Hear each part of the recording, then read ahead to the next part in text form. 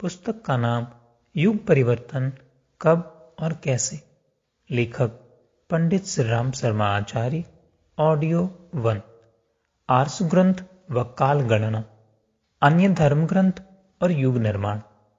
सिख धर्म के आचार्य श्री गुरु गोविंद सिंह जी महाराज ने अपने 10वें ग्रंथ साहिब में तथा और भी कई जगह कलयुग की समाप्ति का समय संवत 2000 लिखा है। इस संवत को उन्होंने संवत कहकर पुकारा है। जबरदस्त पैगंबर के खलीफा जामास्य ने अपनी पुस्तक जामास्य नामा में लिखा है, जब सूर्य, चंद्रमा और बृहस्पति कर्क राशि पर आवेंगे तब एक महान आत्मा प्रकट होगी। वह दुनिया भर में न्याय और आनंद फैला देगी। दुनिया पाप कर्मों को करना छोड़ देगी। यही योग श्रीमद् भागवत में कलयुग समाप्ति के लिए दिया गया है, जो संवत 2000 में पड़ता है। तिब्बत के लामा योगी विश्वास करते हैं कि अब शीघ्र ही चंबाल युग सतयुग प्रारंभ होगा और असत्य के ऊपर सत्य की विजय होगी। यहूदी धर्म ग्रंथों में ऐसे उल्लेख मिलते हैं जिससे इन्हीं दिनों गुएगजर युग सतयुग आरंभ होने वाला है। ईरान की बहावी विश्वास करते हैं कि ठीक यह समय सतयुग शुरू होने का है। जापानी बौद्धों का विश्वास है कि सन 1936 ईस्वी से अबतीरी सतयुग आरंभ हो गया। माला बुद्ध कबलुत कयामत नामक एक अरबी पुस्तक में कयामत आने के पूर्व चिन्ह इस प्रकार बताए गए हैं। निद्रा की अतिरिक्त जागृत अवस्था में किसी को शांति न मिलेगी। पूर्व वाले पश्चिम के प्रशंसक बनेंगे। स्त्रियां पुरुषों की बराबरी करेंगी। सोने से लोहा मूल्यवान होगा। चांदी जैसी एक और धातु निकल आवेगी। हाट बाजार में बैठकर खाना बुरा न समझा जाएगा। स्त्रियां लाज पर्दा छोड़कर बाहर फिरेंगी। लोग दिन चढ़े तक सोया करेंगे। पंछियों की तरह आकाश में उड़ना संभव होगा। अपने विचारों को जरा सी देर में दूर देशों को भेज देना सुगम होगा। खाने के लिए लोहे के हाथ होंगे। चारपाइयां भी लोहे की होंगी। सवारियां ऐसी होंगी जिनमें जान ना होगी, पर हजारों मील की यात्रा बहुत शीघ्र कर लेगी। माता पिता का आदर न रहेगा, धर्म न रहेंगे और सूरज सवा नेजे पर आ जाएगा, जिसकी रोशनी सब पसंद करेंगे। यही सब बातें आज दिखाई दे रही हैं। बिजली की बत्तियों के द्वारा सूरज सवा नेजे पर आ गया है, जिसे सब पसंद करते हैं। मक्के के हमीदिया पुस्तकालय में अलकसफ वल्कमथपी मार्फत पुस्तक रखी हुई है। उसमें लिखा हुआ है कि जिस समय फूट, कलह और व्यभिचार बहुत बढ़ जावेंगे तब एक पुरुष आवेगा। यह आध्यात्मिक शक्तियों से पूर्ण होगा। वह अग्नि के अस्त्रों को बेकार कर देगा। वह हर जगह विजय प्राप्त करेगा। उसे अपनी सेना कहीं ले जाने की आवश्यकता न होगी। आत्मशक्ति ही उसके लिए पर्याप्त होगी। दुनिया उसकी बात मानेगी। वह संसार को स्वर्ग बना देगा और बूढ़ों को जवान कर देगा। इसी प्रकार का विवरण इमामे आखिक-जुमा ग्रंथ में भी मिलता है। इस्लाम धर्म की पुस्तकों के अनुसार संवत 2000 के करीब कयामत आवेगी। कयामत का तात्पर्य यही समझना चाहिए कि कोई पापी न रहेगा। मदीने की प्रसिद्ध पुस्तक मखसूम बुखारी में भी ऐसा उल्लेख है कि हिजरी सन की 14वीं शताब्दी के दूसरी तिहाई में कयामत आएगी और हजरत मेहंदी प्रकट हो जाएंगे। प्रत्येक शताब्दी की एक तिहाई 33 वर्ष 4 मास की होती है। दूसरी तिहाई 66 वर्ष 8 मास की हुई। संवत 2000 विक्रमी की श्रावण अमावस्या को हिजरी सन 1363 के रजब महीने की 28 तारीख पड़ती है। इस प्रकार यह हिसाब महीने भी हिंदू धर्म पुस्तकों के अनुसार संवत 2000 में कलयुग समाप्त होने के मत का समर्थन करता है। समय संबंधी उपरोक्त गणनाओं और उल्लेखों से यह स्पष्ट प्रतीत होता है कि इस समय हम जिन परिस्थितियों से होकर गुजर रहे हैं वह संक्रांति काल का पुण्य प्रभात है, जिसमें कलयुग की समाप्ति और सतयुग का शुभारंभ होता स्फुट जान पड़ता है। अगले ही दिनों यदि इसका प्रखर प्रकाश दृश्यमान होने लगे तो कोई आश्चर्य नहीं करना चाहिए। मानवीय बुद्धि और आस्था संकट। यदि अब न चेते तो महाविनाश होकर रहेगा। पर्यावरण संतुलन में वृक्ष वनस्पतियों का जितना योगदान है उतना प्रकृति के अन्य किसी भी घटक का नहीं। दिन प्रतिदिन वातावरण में घुलते रहते जहर के परिशोधन तथा जीवन के परिपोषण के लिए उपयोगी तत्वों के अभिवर्धन में ये मूक पर सजीव संरक्षक की भूमिका निभाते हैं। इनके महत्वपूर्ण उदात्त अनुदानों को देखकर ही पुरातन काल में दृष्टा ऋषियों ने वृक्ष वनस्पतियों के पोषण और संरक्षण को देव आराधना जितना पुण्य फल देने वाला माना था। वृक्षारोपण को दान, पुण्य, तीर्थ, उपासना और साधना के समकक्ष माना जाता था। यह मान्यता अकारण नहीं थी। वृक्ष वनस्पतियों के असंख्य अनुदानों के कारण ही उन्हें इतना अधिक महत्व मिला हुआ था। मनुष्य की भौतिक समृद्धि में असाधारण सहयोग करने वाली वृक्ष संपदा का तात्कालिक आवश्यकताओं की पूर्ति के लिए अंधाधुंध कटाई का एक दौर शुरू हुआ। उसके दूरवर्ती किंतु महत्वपूर्ण परिणामों की उपेक्षा हुई।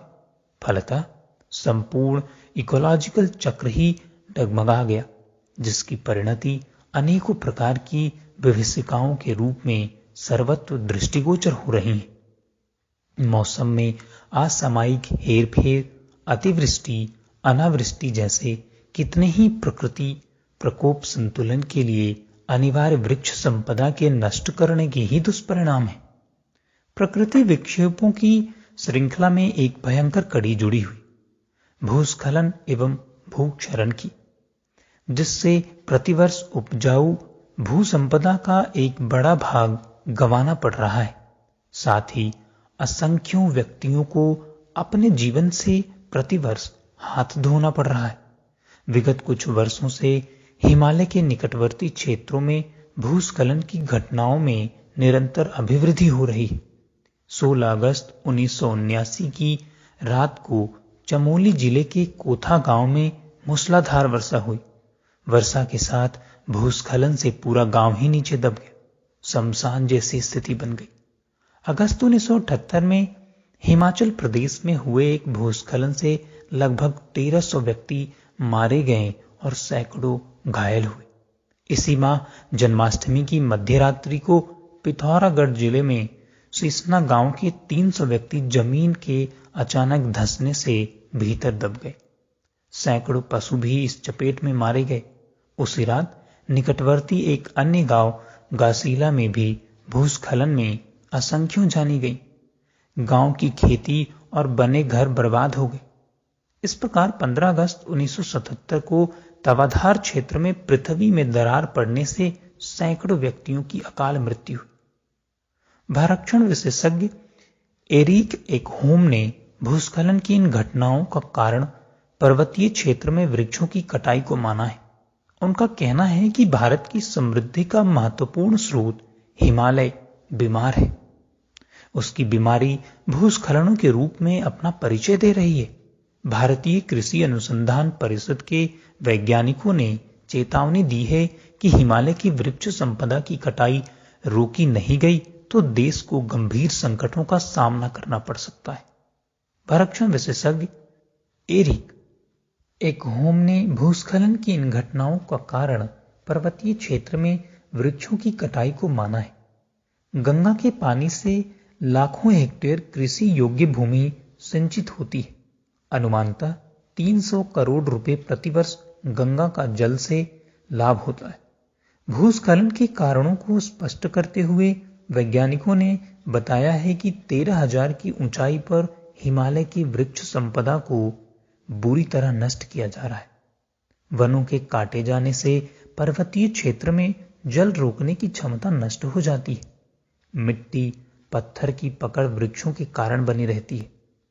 उनके कटते ही जमीन पर कृत्रिम नाले एवं झीलें बन जाती हैं तथा भूस्खलन की घटनाएं आरंभ हो जाती। कुमायूं विश्वविद्यालय के भूगर्भ विज्ञान के अध्यक्ष ने विस्तृत सर्वेक्षण एवं अध्ययन के बाद अपनी रिपोर्ट प्रस्तुत करते हुए कहा है कि हिमालय के मध्यवर्तीय संधि स्थान पर कमजोर चट्टानों की पट्टी है।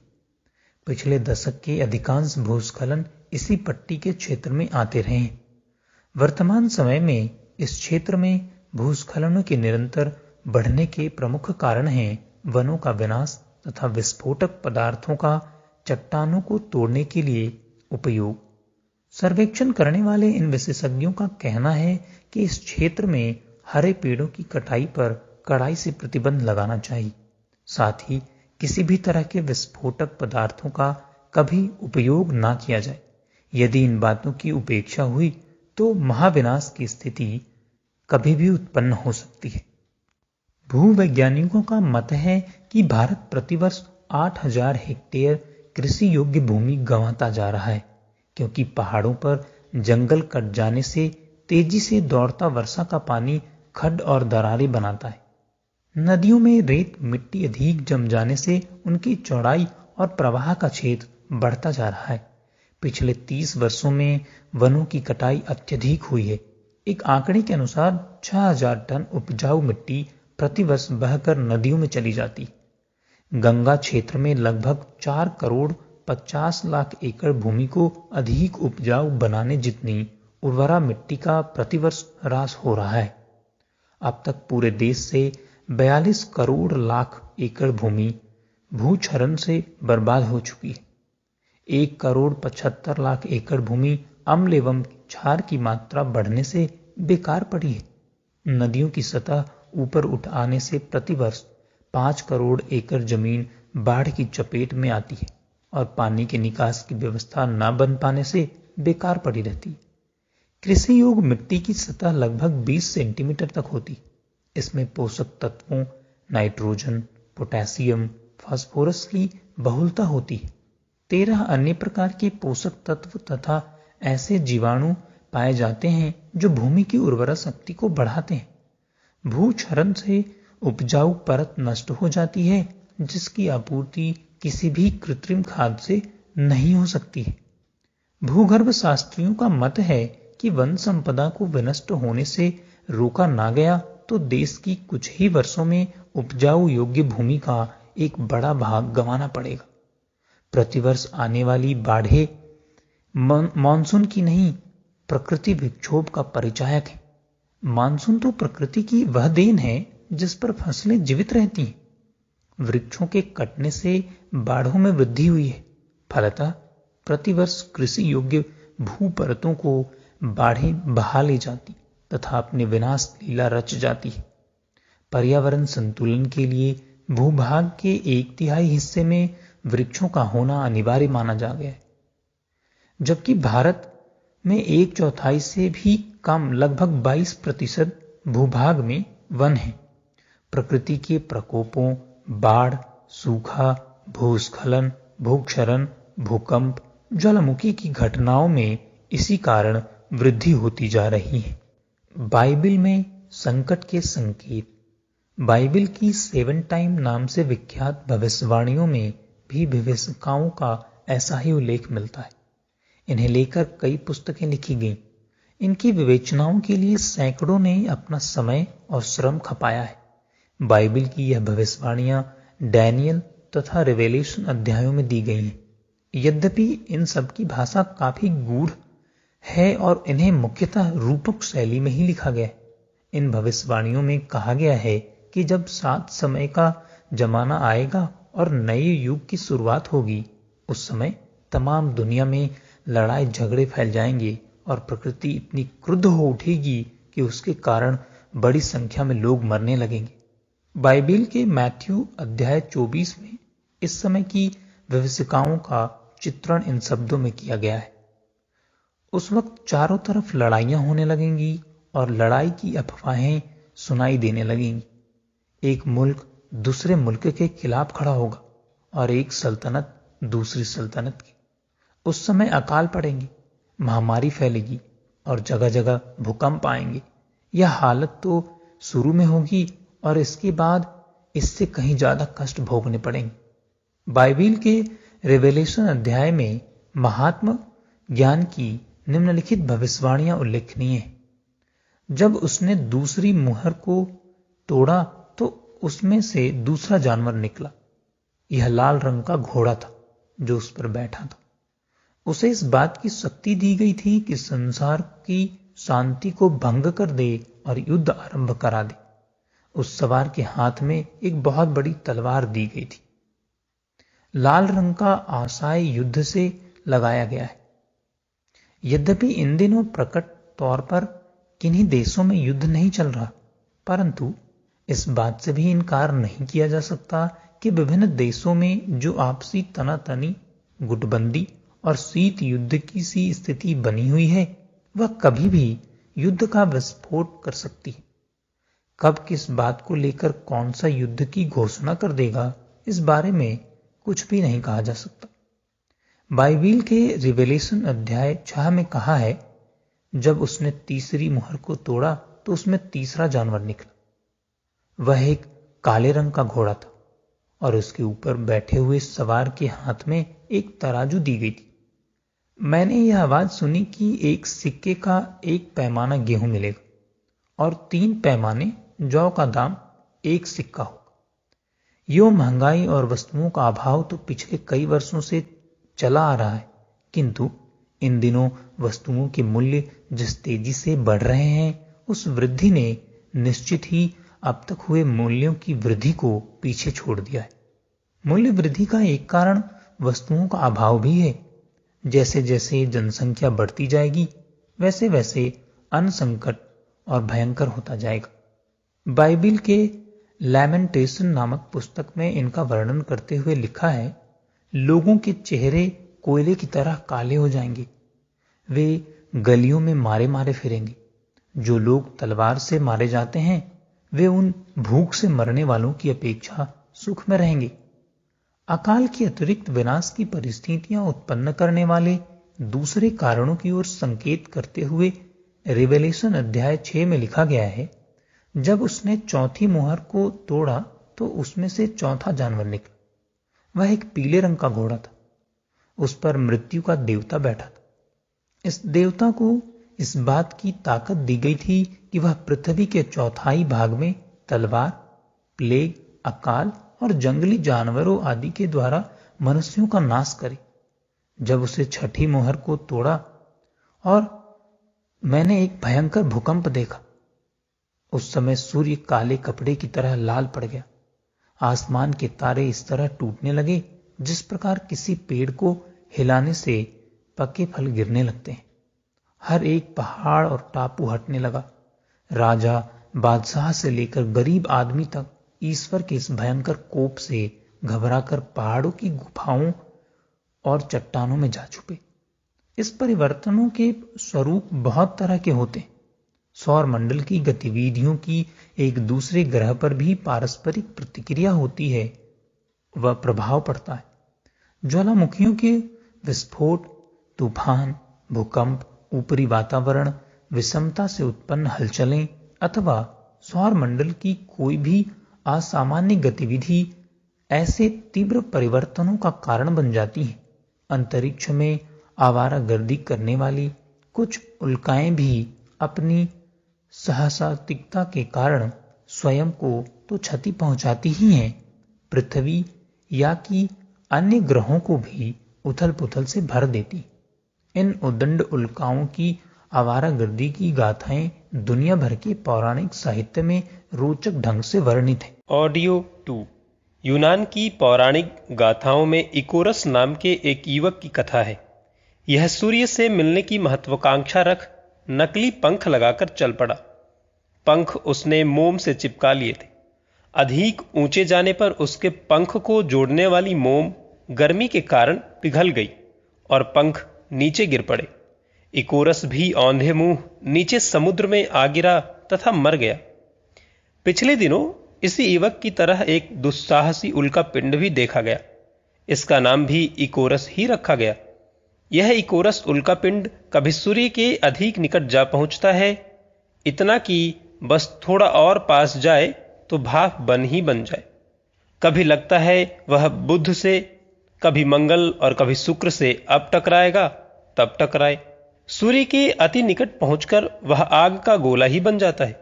तो कभी सूर्य से इतनी दूर जा पहुंचता है कि शीत की अति ही हो जाती है। जून 1968 में इस उदंड क्षुद्र ग्रह के पृथ्वी के ध्रुव प्रदेश से आ टकराने की संभावना बढ़ गई थी। यदि खगोल शास्त्रियों की यह आशंका सत्य सिद्ध होती तो पृथ्वी में भीषण हिम तूफान आते, समुद्र उफनकर दुनिया का थल भाग अपनी चपेट में ले लेता, साथ ही लाखों वर्ग मील भूमि में गहरा गड्ढा हो जाने की संभावना थी, जहां यह उफनता समुद्री जल भर जाता तथा कुल मिलाकर करोड़ों मनुष्यों का सफाया हो जाता। सन 1908 में मात्र 1000 फुट व्यास की एक उल्का साइबेरिया के जंगल में गिरी थी तो वहां अणुबम विस्फोट जैसे दृश्य उपस्थित हो गए थे। इकोरस तो उस उल्का से हजारों गुना बड़ा है, अतः परिणाम का अनुमान किया जा सकता है। सौभाग्यवश इकोरस पृथ्वी के समीप होकर गुजर गया और एक भीषण दुर्घटना टल गई। सौर मंडल में ऐसे अनेक क्षुद्र ग्रह हिडालगो, एरोस, अल्बर्ट, अलिंडा, एयोर, अपोलो, एडोरस, हर्मेस आदि चक्कर काट रहे हैं जो सहसा टकराकर कभी भी धरती के जीवन में उथल पुथल मचा सकते हैं। वैज्ञानिकों ने अध्ययन कर यह निष्कर्ष निकाला है कि सूर्य पर जो हर 11वें वर्ष कुछ धब्बे से बन जाते हैं, उनका कारण सौरमंडल के ग्रहों की गतिविधियां ही हैं।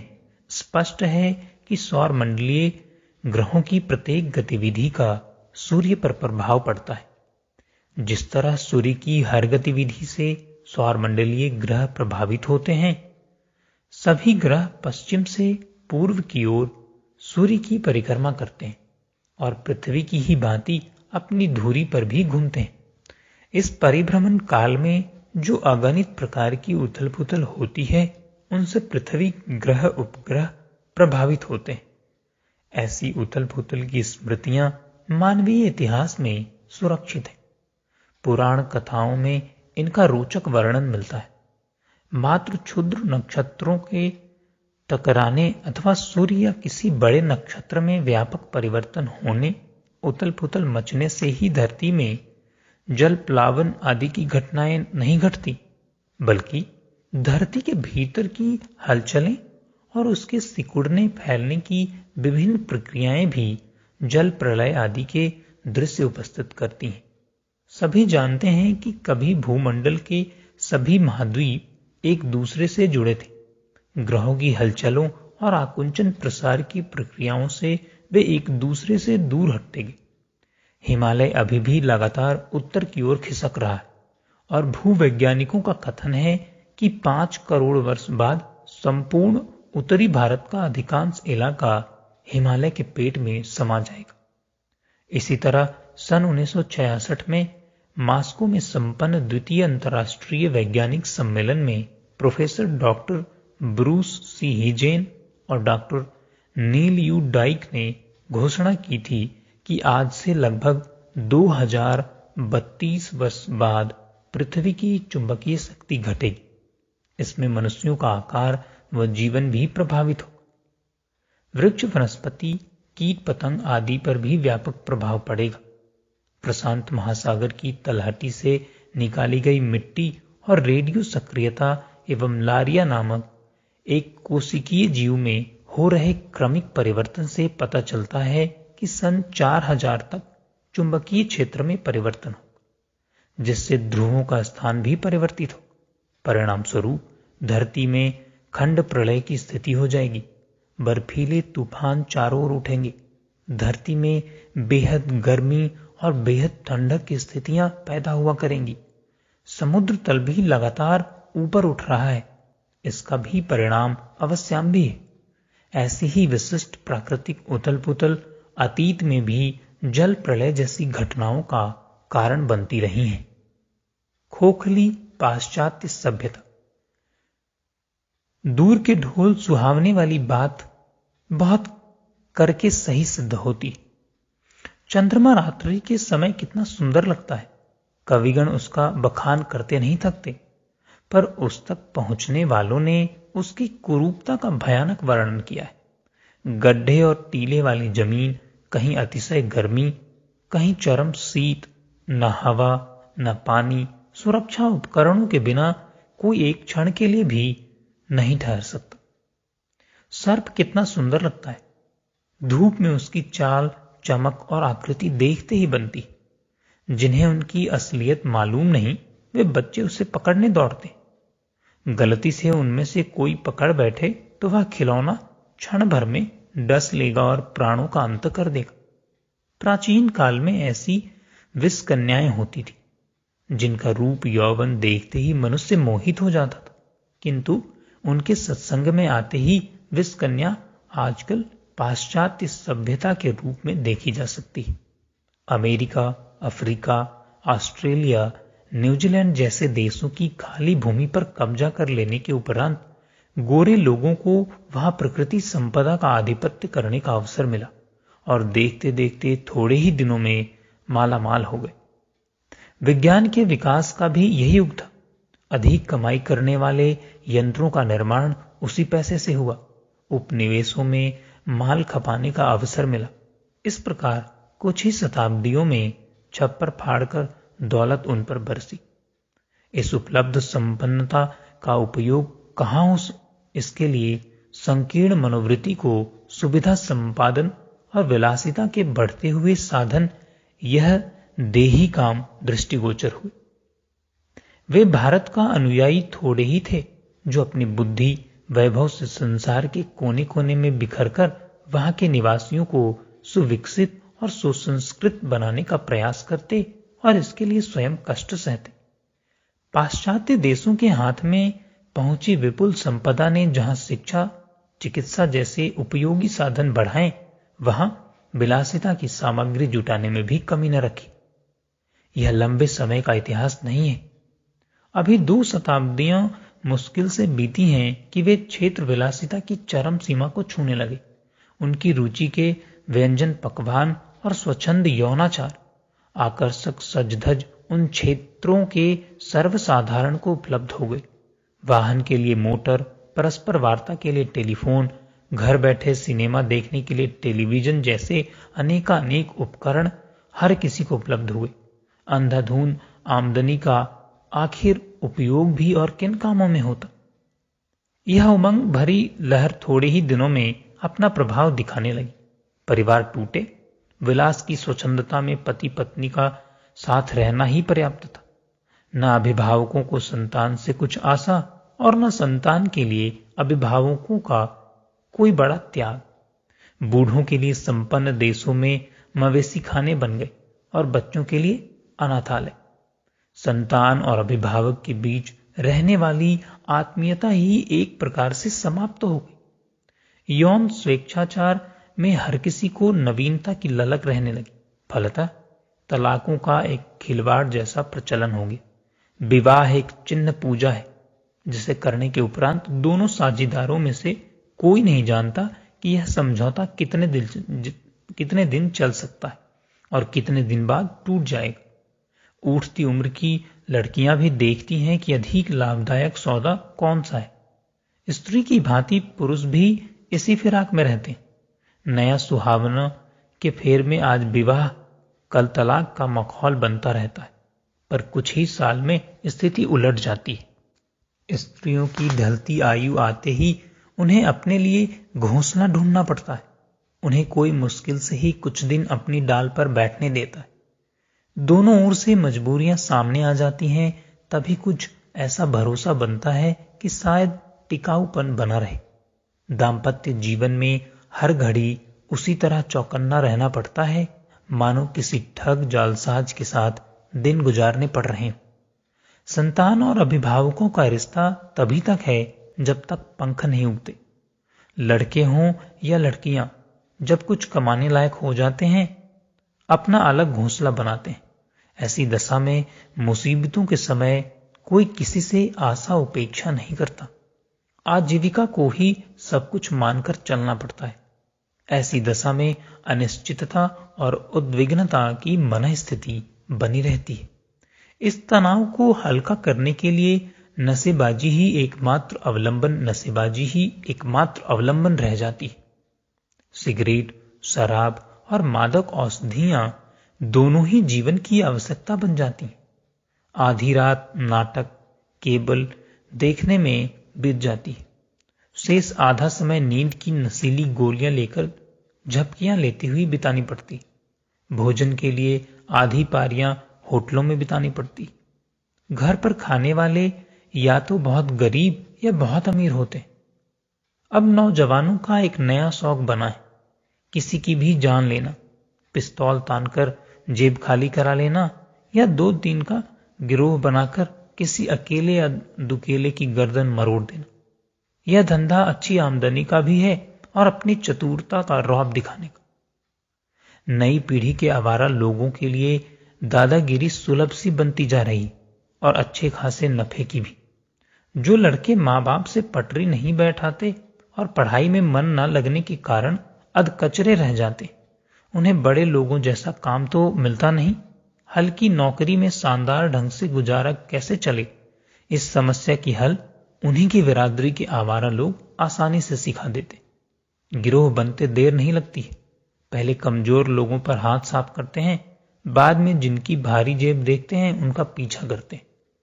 वे भले आदमी जिनका पैसों से वास्ता है और लफंगों की करतूतें सुनते रहते हैं, उन्हें हर समय भयभीत और चौकन्ना रहना पड़ता है। आगे पीछे दाएं बाएं देखकर चलते हैं, कहीं कोई दाता तो पीछे से नहीं लग रहा है। इन गिरोहों में लड़कियां आसानी से साझीदार हो जाती हैं। वे सेक्स प्रलोभन से किसी को इधर से उधर ले जाती हैं और गिरोह के दूसरे लोग मौका देखते ही शिकार दबोच लेते हैं। ऐसी घटनाएं जिन्होंने सुन रखी हैं, वे फूंक फूंक कर पैर रखते हैं। उन्हें हर घड़ी खैर मनाते, जान बचाते हुए जहां जाना है वहां पहुंचते हैं। घर पहुंचते ही भीतर से ताला बंद कर लेते हैं और किसी के आवाज देने पर तब तक नहीं खोलते जब तक कि आवाज को पहचानी हुई और विश्वस्त होने की संभावना न हो जाए। अखबारों में चोरी डकैती की घटनाएं बड़े अक्षरों में छपती रहती। तीसरे युद्ध के लिए बने हथियारों और अंतरिक्ष में टूट पड़कर कमजोर तबीयत के लोग सोचने लगते हैं कि मानो वह सभी मुसीबत उन्हीं के लिए रची गई और कल नहीं तो परसों उन्हीं के सिर पर गिरेगी। यह स्थिति अपने देश के बड़े शहरों में भी देखी जा सकती है।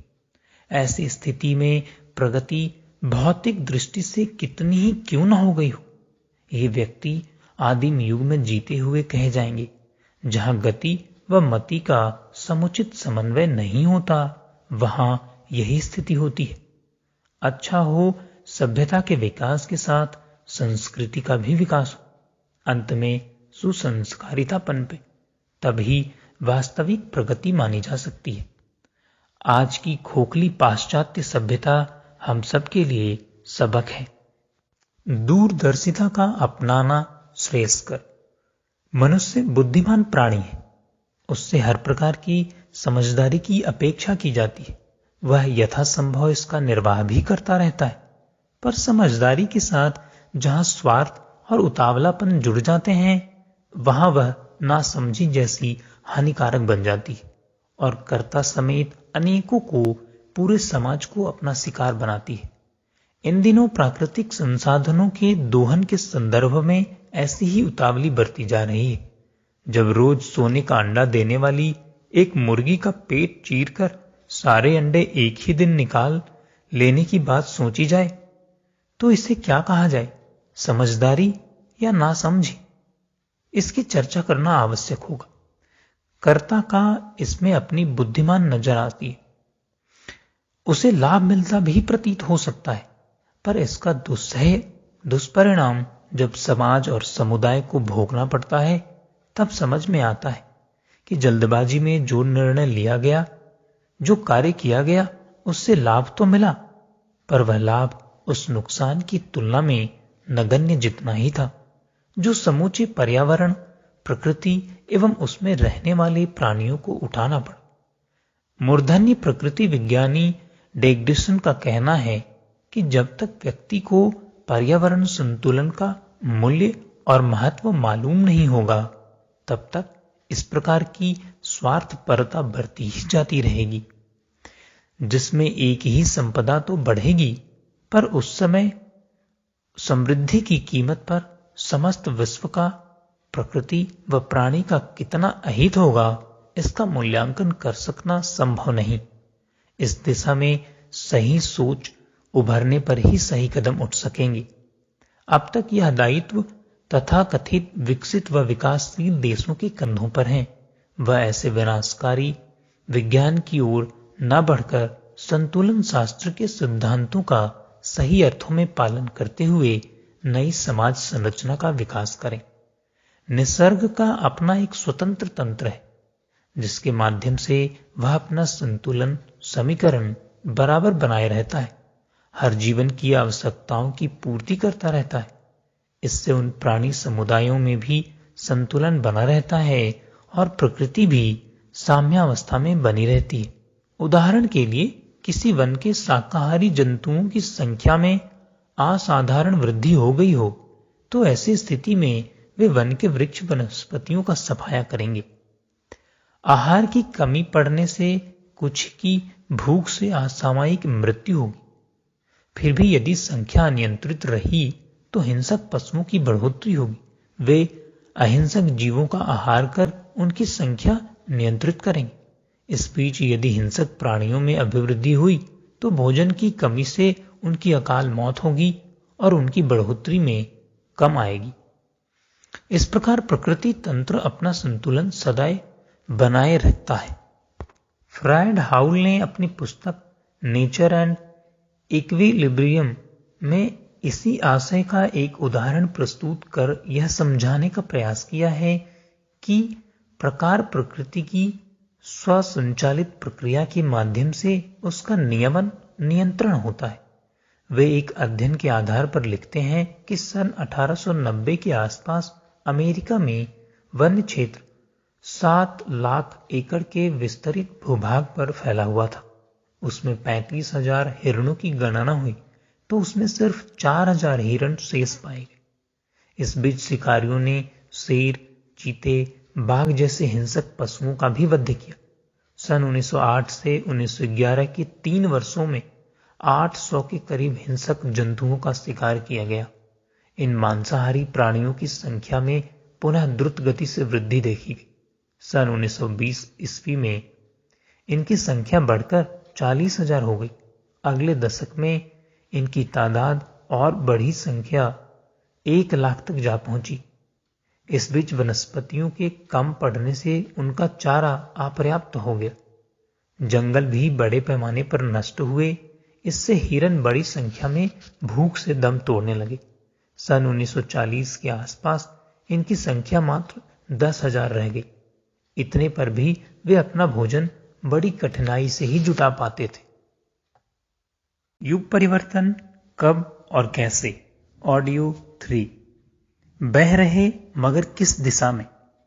प्रकृति की व्यवस्थाएं इतनी सर्वांगपूर्ण हैं कि उसे ही परमात्मा के रूप में मान लिया जाए तो कुछ अनुचित नहीं होगा।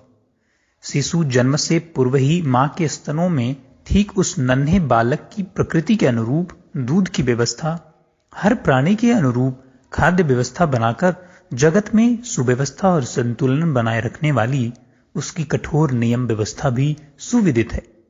इस व्यवस्था को जो कोई तोड़ता है उसे दंड का भागी बनना पड़ता है। इन दिनों मनुष्य ने अपनी बुद्धि का उपयोग कर अनेकानेक साधन सुविधाएं विकसित और अर्जित कर ली हैं। वह निरंतर प्रगति करता जा रहा है, उत्पादन पर ध्यान केंद्रित किया है।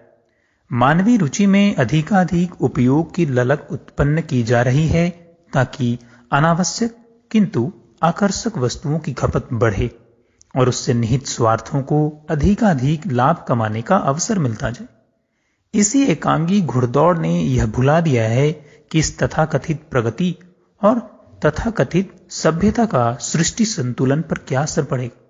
इकोलॉजिकल बैलेंस गंवाकर मनुष्य सुविधा और लोभ प्राप्त करने के स्थान पर ऐसी सर्प विभीषिका को गले में लपेट लेगा जो उसके लिए विनाश का संदेश ही सिद्ध होगी। एकांगी भौतिकवादी अनियंत्रित उच्छृंखल दानों की तरह अपने पालने वाले का ही भक्षण करेगा। यदि विज्ञान रूपी दैत्य से कुछ उपयोग लाभ उठाना हो तो उस पर आत्मवाद का मानवीय सदाचार का नियंत्रण अनिवार्य रूप से करना ही पड़ेगा। मनुष्य प्रगति की दिशा में आगे बढ़े, यह उचित है। विज्ञान की प्रगति इस युग की बड़ी उपलब्धि। उसने मनुष्य जाति को एक नया उत्साह दिया है कि उज्जवल भविष्य के लिए अधिकाधिक सुख संवर्धन के लिए बहुत कुछ किया जा सकता है। सो किया जा रहा है। इन्हीं शताब्दियों में वैज्ञानिक खोजों ने मनुष्य को बहुत कुछ दिया है और कितने ही क्षेत्रों में आशा भरा उत्साह उत्पन्न किया। इन उपलब्धियों के महत्व को झुठलाया नहीं जा सकता। वैज्ञानिक प्रगति के साथ साथ मानवीय सुख सुविधाओं में जो वृद्धि हुई है, उसकी महत्ता से इनकार नहीं किया जा सकता। यातायात, कल कारखाने, कृषि व शिल्प, विनोद, चिकित्सा, शिक्षा आदि के क्षेत्रों में 100-200 वर्ष के पूर्व के लोगों की तुलना में अब कहीं अधिक साधन संपन्नता है। बिजली, तार, रेडियो, टेलीफोन, प्रेस, अखबार आदि के सहारे जो सुविधाएं मिली हैं, वे अभ्यास में आने के कारण कुछ आश्चर्यजनक भले ही प्रतीत ना हो, पर आज से 500 वर्ष पूर्व का कोई मनुष्य आकर यह सब देखे और अपने जमाने की परिस्थितियों के साथ तुलना करे तो उसे प्रतीत होगा कि वह किसी अनजाने दैत्य लोकों में विचरण कर रहा है। द्रुतगामी वाहनों की अपनी शान है। रेल, मोटर, वायुयान, पनडुब्बी, जलपोतों के कारण मिलने वाली सुविधाएं कम नहीं आंकी जानी चाहिए। चिकित्सा एवं शैल्य क्रिया की उपलब्धियां कम नहीं हैं। सिनेमा और टेलीविजन, रेडियो के माध्यम से गरीब लोगों के लिए भी मनोरंजन की सुविधा संभव हो गई है। अंतरिक्ष यात्रा के क्षेत्र में हुई प्रगति ने मनुष्य के चरण 3 चरणों में 3 लोक नाप लेने वाले वामन भगवान जितने लंबे बना दिए हैं। शास्त्रार्थों की दुनिया में अब मारना का व्यवसाय इतना सरल बन गया है कि एक बच्चा भी पृथ्वी पर निवास करने वाले समस्त प्राणधारियों का अस्तित्व क्षण भर में समाप्त कर सकता है। पशु पक्षियों और वृक्ष वनस्पतियों की वर्ण संकर जातियां उत्पन्न करने की कृत्रिम गर्भाधान टेस्ट ट्यूबों की सफलता प्राप्त करके मनुष्य सृष्टि के निर्माता विधाता के पद पर आसीन होने की तैयारी कर रहा है। विशालकाय स्वसंचालित यंत्रों से पौराणिक दैत्यों का काम लिया जा रहा है। वरुण से जल भराने, वायु से पंखा झलवाने, अग्नि से ऋतु का प्रभाव संतुलित कराने का काम रावण लेता था। आज जल कल, बिजली की बत्ती, फोन, रेफ्रिजरेटर, हीटर, कूलर आदि के माध्यम से वे रावण जैसी उपलब्धियां हर किसी के लिए संभव हो गई है। पुष्पक विमान पर अब हर कोई उड़ सकता है और समुद्र लांघने की हनुमान जैसी शक्ति किसी भी वायुयान और जलयान यात्रा से सहज ही उपलब्ध है। सोमियोलॉजी नामक मस्तिष्क विद्या के एक शाखा के अंतर्गत ऐसे अनुसंधान हो रहे हैं कि मनुष्यों की चिंतन पद्धति कुछ समय के लिए आवेश रूप में नहीं वरन स्थायी रूप में बदली जा सकेगी। जिस प्रकार प्लास्टिक सर्जरी से अंगों की काटछांट करके कुरूपता को सुंदरता में बदल दिया जाता है, उसी प्रकार मस्तिष्क की विचारणा एवं संवेदना का आधार भी बदल दिया जाए, जिससे वह सदा के लिए अपने मस्तिष्क चिकित्सक का आज्ञानुवर्तित बनने के लिए प्रसन्नतापूर्वक सहमत हो जाए। समुद्र के खारे पानी को मीठे जल में बदलने की, कृत्रिम वर्षा कराने की, रेगिस्तानों को उपजाऊ बनाने की, अणु शक्ति से ईंधन का प्रयोजन पूरा करने की, समुद्र संपदा के दोहन की, जरा जीर्ण अवयवों का नवीनीकरण करने की योजनाएं ऐसी ही हैं जिनसे आंखों में आशा की नई ज्योति चमकती है। इन उपलब्धियों से मदोन्मत्त होकर मनुष्य अपने को प्रकृति का अधिपति मानने का अहंकार करने लगा है और अपने को सर्वशक्तिमान बनाने की धुन में मारक अणु आयुध बनाने से लेकर जीवन यापन की प्रक्रिया में उच्छृंखला स्वेच्छाचार बरतने के लिए आतुरतापूर्वक अग्रसर हो रहा है। सफलताओं के जोश में उसने होश गंवाना आरंभ कर दिया है। इसका दुष्परिणाम उसके सामने आ रहा है।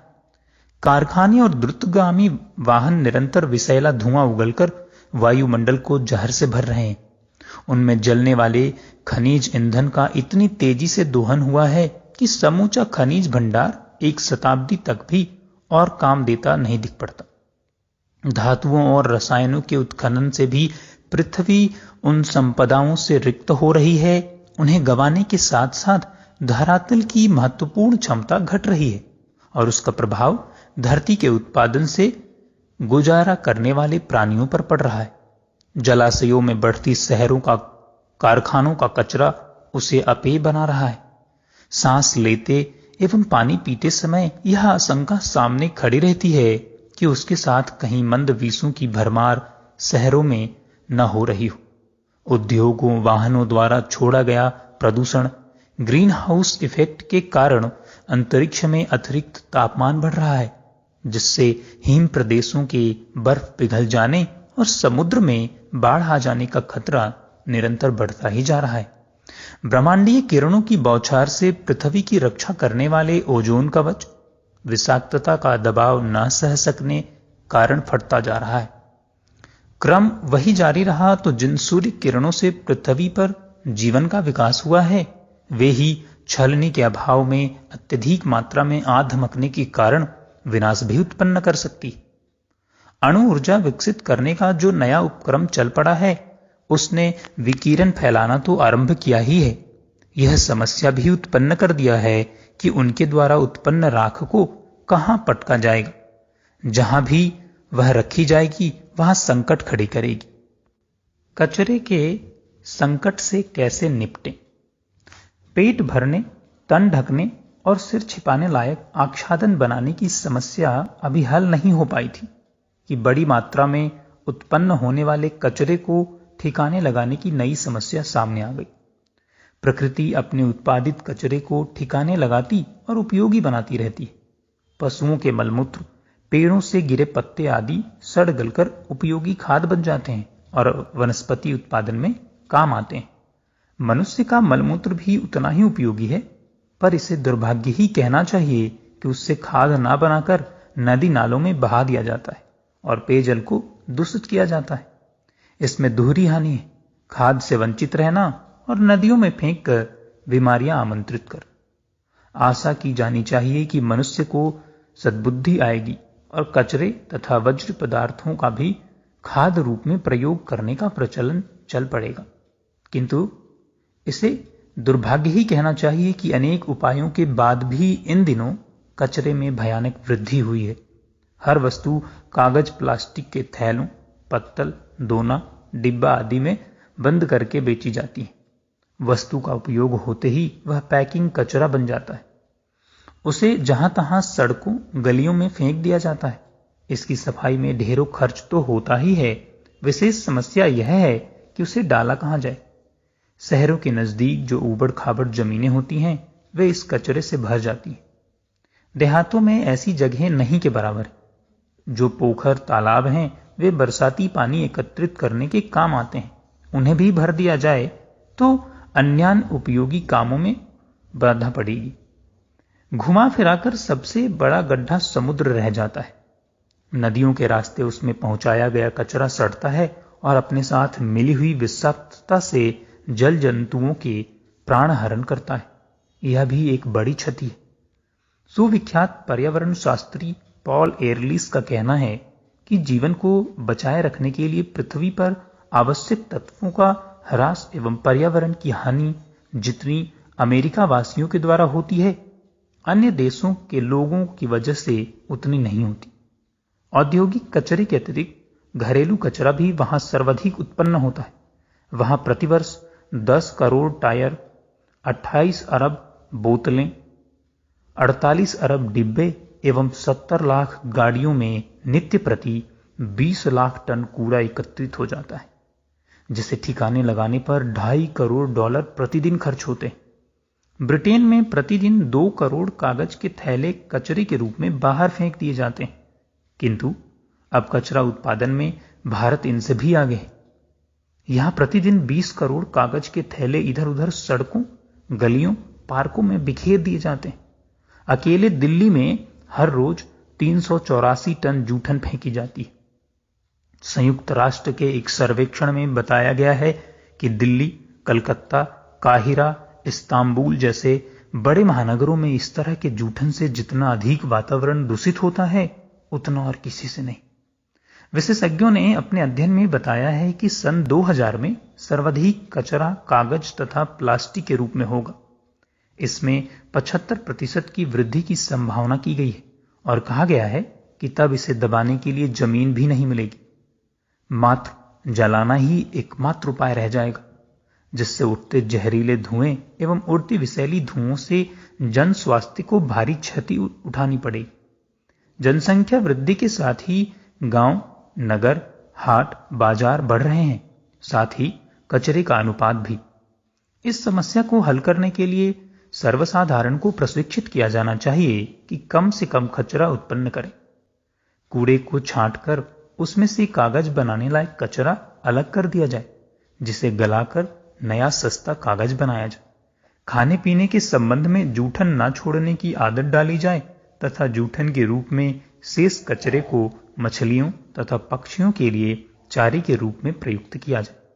बचे हुए शेष कचरे को जलाकर उसकी राख खेतों में डालने के लिए खाद रूप में प्रयुक्त किया जाए।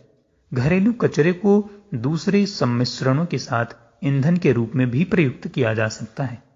ऐसे उपाय उपचार अपनाकर बहुत हद तक इस समस्या से निपटा जा सकता है। वृक्ष ना रहेंगे तो मनुष्य भी ना रहेगा।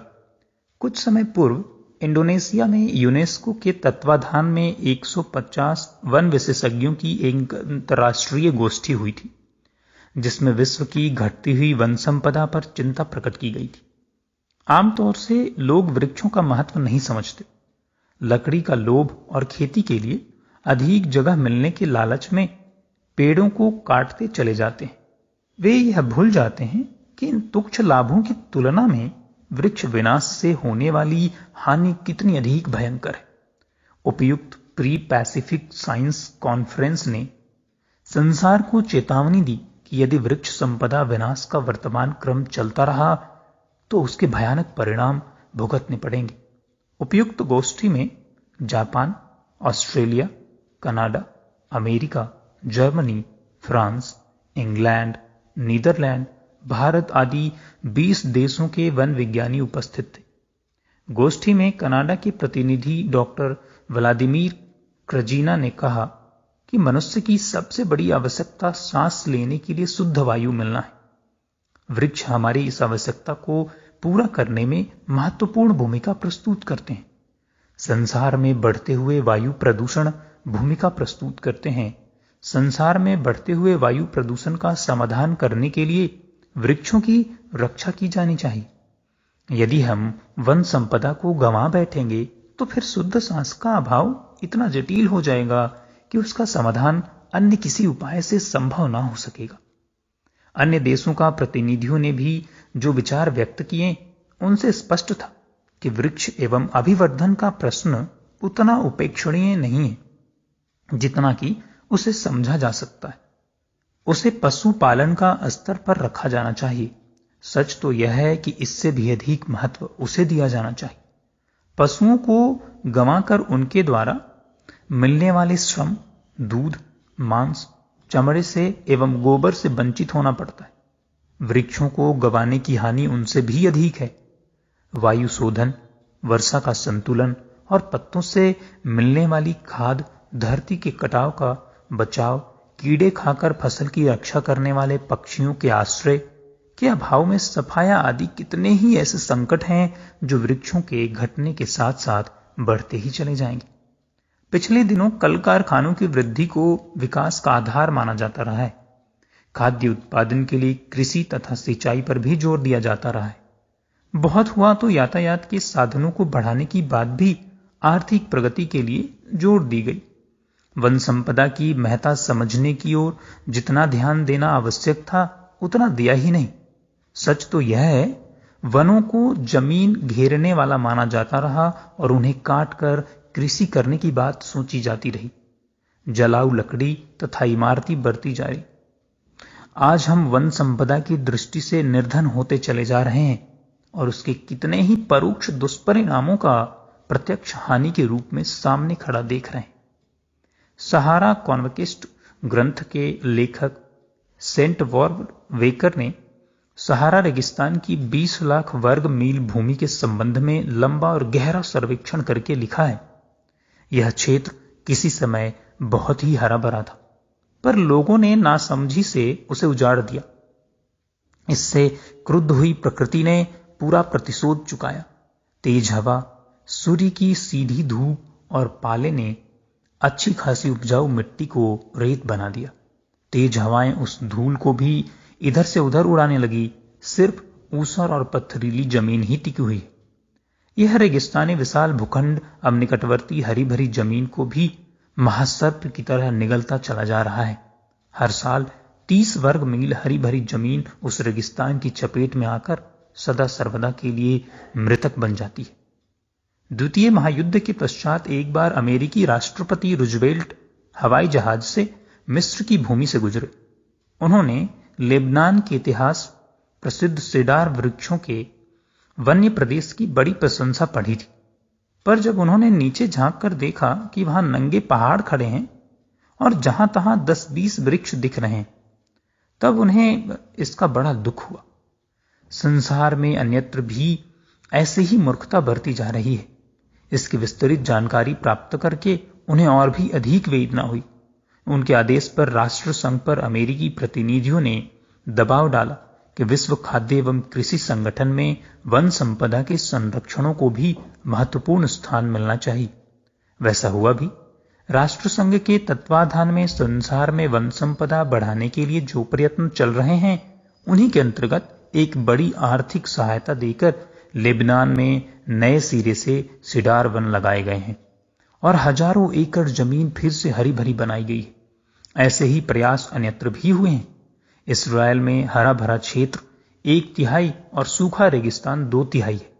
उन लोगों ने इस सूखे भूखंड को हरा भरा बनाने का संकल्प किया है और इन दिनों इस दिशा में अथक परिश्रम किया जा रहा है।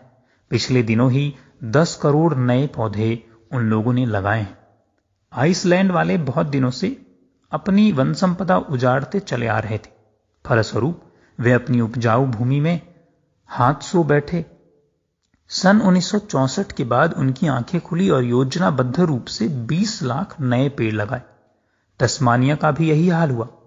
उन लोगों ने वृक्ष संपदा गंवाई। फलस्वरूप रेतीली आंधियां का सर्वनाशी सिलसिला आरंभ हो गया। घास पत्ता तक को उनने अपने पेट में निगल लिया। जब जीवन मरण का सवाल पैदा हुआ तो उन्होंने ऊंचे चीड़ और देवदार के पेड़ लगाकर रेतीली हवाओं से रोकथाम की है और अब 1500 एकड़ जमीन रेगिस्तान के मुंह से उगलवाई। स्कॉटलैंड में कुलवीन सेंडस नामक 6 मील लंबा और 2 मील चौड़ा सा रेगिस्तान था। उन लोगों ने इस अजगर का मुंह कुचल कर रख दिया है और अब वहां हरे भरे उद्यान लहलहा रहे हैं। लीबिया ने अपने रेगिस्तानों को छोटी सी झाड़ियों से पाट देने का निश्चय किया और वे उस प्रयास में भली प्रकार सफल हो रहे हैं। ऑस्ट्रेलिया ने अपने 7 इंच जितनी स्वल्प वर्षा वाले क्षेत्र में संसार भर से 83 जाति के ऐसे पौधे मंगवाकर वहां रोपे हैं जो सूखे आब हवा में भी पनप सकते हैं। आग की तरह तपने वाले बुमेटा रेगिस्तान का एक बड़ा भाग अब वृक्षारोपण के अभिनव प्रयासों से हरा भरा बनाया जा चुका है। उस क्षेत्र के एक किसान डेस्मॉन्ड फाइलिस ने अपने एकाकी प्रयत्न से 6000 वृक्ष लगाए हैं जो अब 20 फुट से भी ऊंचे हो गए हैं। इन वृक्षों ने उस क्षेत्र की भयंकर खुश्की को मनुष्यों और पशुओं के रहने योग्य बना दिया है। युग परिवर्तन कब और कैसे? ऑडियो 4। मोरक्को ने अपनी कुंभकर्णी नींद त्याग कर अपनी नष्ट होती वन संपदा को संभाला है। इन्हीं दिनों उन लोगों ने 65,000 जैतून के, 2700 बादाम के और 13,100 सदाबहार के बड़े वृक्ष लगाए हैं। इस कार्य के लिए उसे राष्ट्र संघ से भी अनुदान मिला है। चीन अपनी उत्तरी पश्चिमी सीमा को सुरक्षित रखने के लिए फ्रांस की प्रसिद्ध लौह प्राचीर की तरह वृक्षों की हरी दीवार खड़ी कर रहा है। यह दीवार 6000 मील लंबी और कई मील चौड़ी होगी। वहां बंजर प्रदेशों को वृक्षों से पाट देने का कार्यक्रम चल रहा है। अब संसार का हर देश समझ गया है कि मनुष्य जीवन के लिए पशु संपदा से बढ़कर वन संपदा का महत्व है। इसीलिए उसे राष्ट्रीय संपत्ति में उच्च स्थान दिया जा रहा है और इसे बढ़ने के प्रयास को खाद्य उत्पादन स्तर का महत्व दिया जा रहा है। स्कॉटलैंड के वनस्पति विज्ञानी रॉबर्ट चेम्बर्स ने लिखा है, वन नष्ट होंगे तो पानी का अकाल पड़ेगा, भूमि की उर्वरा शक्ति घटेगी और फसलों की पैदावार कम होती चलेगी। पशु नष्ट होंगे, पक्षी घटेंगे और मछली प्राप्त करना कठिन हो जाएगा। वन विनाश का अभिशाप जिन 5 पुराने प्रेतों की भयंकर विभीषिका बनाकर सामने खड़ा कर देगा, वे हैं बाढ़, सूखा, गर्मी, अकाल और बीमारी। हम जाने और अनजाने में वन संपदा नष्ट करते हैं और उससे जो पाते हैं उसकी तुलना में कहीं अधिक गंवाते हैं। धर्मशास्त्रों में वट, पीपल, आंवला आदि वृक्षों को देव संज्ञा में गिना गया है। उनके प्रति किसी समय कितनी गहरी श्रद्धा रही है, इसका परिचय इस बात से मिलता है कि अभी भी वृक्षों के साथ लड़कियों का विवाह होने की प्रथा जहां तहां पाई जाती है। तिरहुत में मंगली लड़की का विवाह पीपल के पेड़ के साथ कर दिया जाता है ताकि नक्षत्र दोष का अनिष्ट पीपल पर पड़े और मनुष्य वर्ग को किसी विपत्ति का सामना न करना पड़े। आंध्र के कूडप वंशी ग्रामीणों में कन्या का विवाह 12 वर्ष तक कर देने का रिवाज था, पर यदि किसी कारणवश विवाह ना हो सका तो किसी फलदार पेड़ से उसका विवाह कर देते और उसे सुहाग के सभी प्रतीक धारण करा देते। इसके पश्चात उसका पुनर्विवाह किसी भी आयु में हो सकता है। यदि विवाह ना हो तो भी उस सुहागिन के सभी सामाजिक अधिकार मिल जाते हैं और बिरादरी के लोग विवाह ना होने का लांछन नहीं लगाते। नेपाल की नेवार जाति के लोग अपनी लड़कियों का विवाह विल्व वृक्ष के साथ करते हैं। इसके पश्चात जब किसी पुरुष के साथ विवाह होता है तो वह उपपति कहलाता है। उपपति को कोई स्त्री कभी भी बहिष्कृत कर देती है, उसे भृत्य जितने ही अधिकार प्राप्त होते हैं। हिसार जिले की घुमकुड़ बावरिया जाति में और सरगुजा के भीलों में यह प्रथा है कि विवाह की अनिच्छुक लड़कियों का विवाह पीपल के वृक्ष से कर देते हैं और यह मान लेते हैं कि उसका कुमारी रहने का दोष निपट गया। हरियाली को मनुष्य जीवन सहचरी का स्थान मिलना चाहिए और उसके परिपोषण के लिए प्रत्येक नागरिकों में व्यक्तिगत रूप से दिलचस्पी उत्पन्न की जानी चाहिए। महाकवि अलेक्जेंडर स्मिथ प्रकृति को असीम प्यार करते थे और विचारशील लोगों को संबोधन करके कहते थे, अपनी स्मृति पीछे के लिए छोड़ जाना चाहते हो तो भवन बनाने और पदक प्राप्त करने की अपेक्षा वृक्ष लगाने पर ध्यान दो। वे इन दोनों की अपेक्षा वृक्ष लगाने पर ध्यान दो, वह इन दोनों की अपेक्षा अधिक चिरस्थायी होते हैं। संसार में सबसे पुराना वटवृक्ष ताइवान में ढूंढ निकाला गया है। ऐतिहासिक प्रमाणों के आधार पर अब उसकी आयु 4128 वर्ष है। वह 48 मीटर ऊंचा है। तने की मोटाई का व्यास 40 फीट से अधिक है।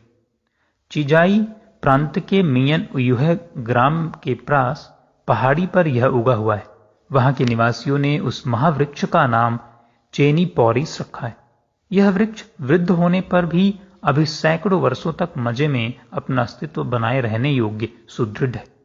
इससे अधिक सस्ता, अच्छा, ऊंचा, चिरस्थायी एवं अति उपयोगी स्मारक और क्या हो सकता है। मनुष्य अपना नाम चाहने की दृष्टि से ही सही, वृक्षारोपण को महत्व दे तो भी उससे बहुत हित साधन हो सकता है। बिहार के हजारीबाग जिले का नामकरण इसी आधार पर हुआ है। उस क्षेत्र के हजारी किसान ने अनवरत श्रम करके उस क्षेत्र में 1000 बाग लगवाने में सफलता प्राप्त की थी। वृक्ष मनुष्य परिवार के ही अंग हैं। वे हमें प्राणवायु प्रदान करके जीवित रखते हैं। इतने अधिक मार्गों से हमारी सहायता करते हैं जिनका मूल्यांकन करना कठिन है। यह तथ्य स्मरण रखने योग्य है कि यदि वृक्ष न रहेंगे तो मनुष्य का अस्तित्व भी इस पृथ्वी पर शेष न रहेगा। ध्रुव केंद्रों पर छेड़छाड़ रोकी जाए। इकोलॉजी में विशेषज्ञों का मत है कि पृथ्वी को अन्य ग्रहों से जो अनुदान मिलते हैं वे उत्तरी एवं दक्षिणी ध्रुव के माध्यम से अवतरित होते हैं। अदृश्य जगत से, अन्य ग्रह नक्षत्रों से ध्रुव प्रदेशों का किस तरह का संबंध है, यह रहस्य तो अभी अविज्ञात है, पर विश्व के मूर्धन्य वैज्ञानिक यह स्वीकार करने लगे हैं कि भूमंडल पर उत्तरी एवं दक्षिणी ध्रुव का महत्व सर्वाधिक है तथा वे अपने में कितने ही ऐसे रहस्यों को छिपाए हुए हैं जिनका रहस्योद्घाटन संभव हो सके तो मानव जाति की भौतिक परिस्थितियां अनुकूल बनाने में असाधारण सहयोग लिया जा सकता है। ऐसा अनुमान है कि पृथ्वी के मौसम एवं वातावरण का स्वसंचालित नियंत्रण इन केंद्रों से होता है। मौसम में होने वाला गतिरोध उत्तरी एवं दक्षिणी ध्रुव के संतुलन व्यतिरेक का ही परिचायक है। ये क्षेत्र जितने विलक्षण, भौतिक दृष्टि से समृद्ध एवं रहस्यमय हैं, उतने ही संवेदनशील भी। शरीर संस्थान में मस्तिष्क और मूलाधार जनन केंद्र जितने अधिक सामर्थ्यवान होते हैं, उतने ही सुकोमल भी। इन केंद्रों पर यदि व्यतिरेक उत्पन्न हो जाए तो शरीर से स्वस्थ दिखते हुए भी मनुष्य पागल तथा विक्षिप्त बनते देखे जाते हैं। अस्तु सर्वाधिक ध्यान इन केंद्रों को स्वस्थ और संतुलित रखने के लिए देना पड़ता है। लगभग यही स्थिति पृथ्वी रूपी विराट शरीर में उत्तरी एवं दक्षिणी ध्रुव की है। इनकी कोमलता के विषय में एक विचित्र, अविश्वसनीय पर रहस्यमय सत्य यह है कि यदि उत्तरी ध्रुव के मध्य बिंदु पर एक घूसा कसकर मार दिया जाए तो समस्त पृथ्वी का संतुलन डगमगा सकता है। एक विशेषज्ञ का यह निष्कर्ष प्रयोगों की कसौटी पर भले ही ना कसा जा सके, पर इन केंद्रों की असामान्य कोमलता पर प्रकाश डालता है तथा यह संकेत देता है कि इनके साथ थोड़ी भी छेड़छाड़ की गई तो भयंकर परिणाम निकलने की संभावना होगी। पिछले कुछ दशकों से वैज्ञानिकों का ध्यान उत्तरी एवं दक्षिणी ध्रुवों की ओर अधिक आकर्षित हुआ है। ध्रुव प्रदेशों में पहुंचने एवं संबंधित जानकारियों को प्राप्त करने के लिए कितने ही दुस्साहसिक यात्राएं भी संपन्न हुई। अनेकों प्रकार की दुर्लभ जानकारियां भी प्राप्त हुई हैं। अभी अभी पिछले दिनों भारत ने भी अपने कदम दक्षिणी ध्रुव पर रख दिए। इसके लिए उन दुस्साहसियों की प्रशंसा करनी होगी जिन्होंने प्रकृति की प्रतिकूलताओं से लोहा लेते हुए सघन हिमाच्छादित प्रदेशों की यात्राएं की तथा उपयोगी तथ्यों का रहस्योद्घाटन किया। परंतु अन्य क्षेत्रों की भांति यदि यह क्षेत्र भी ऐसे वैज्ञानिक प्रयोग परीक्षणों का केंद्र बनता है जो निरापद नहीं है, तो उससे समूचे भूमंडल के प्रभावित होने की आशंका है। दक्षिणी ध्रुव पर विश्व की कुल बर्फ का 90% है। यह बर्फीला प्रदेश 135 लाख वर्ग किलोमीटर के सुविस्तृत क्षेत्र में फैला हुआ है, जबकि उत्तरी ध्रुव के बर्फीले महासागर का क्षेत्रफल 14 लाख वर्ग किलोमीटर है। उनकी विस्तृत जानकारी प्राप्त करने के लिए 3 बार अंतर्राष्ट्रीय वर्ष मनाए गए हैं। इंटरनेशनल जियोफिलॉजिकल ईयर के नाम से विख्यात ये वर्ष थे 1882-83, 1932-23, 1957-58।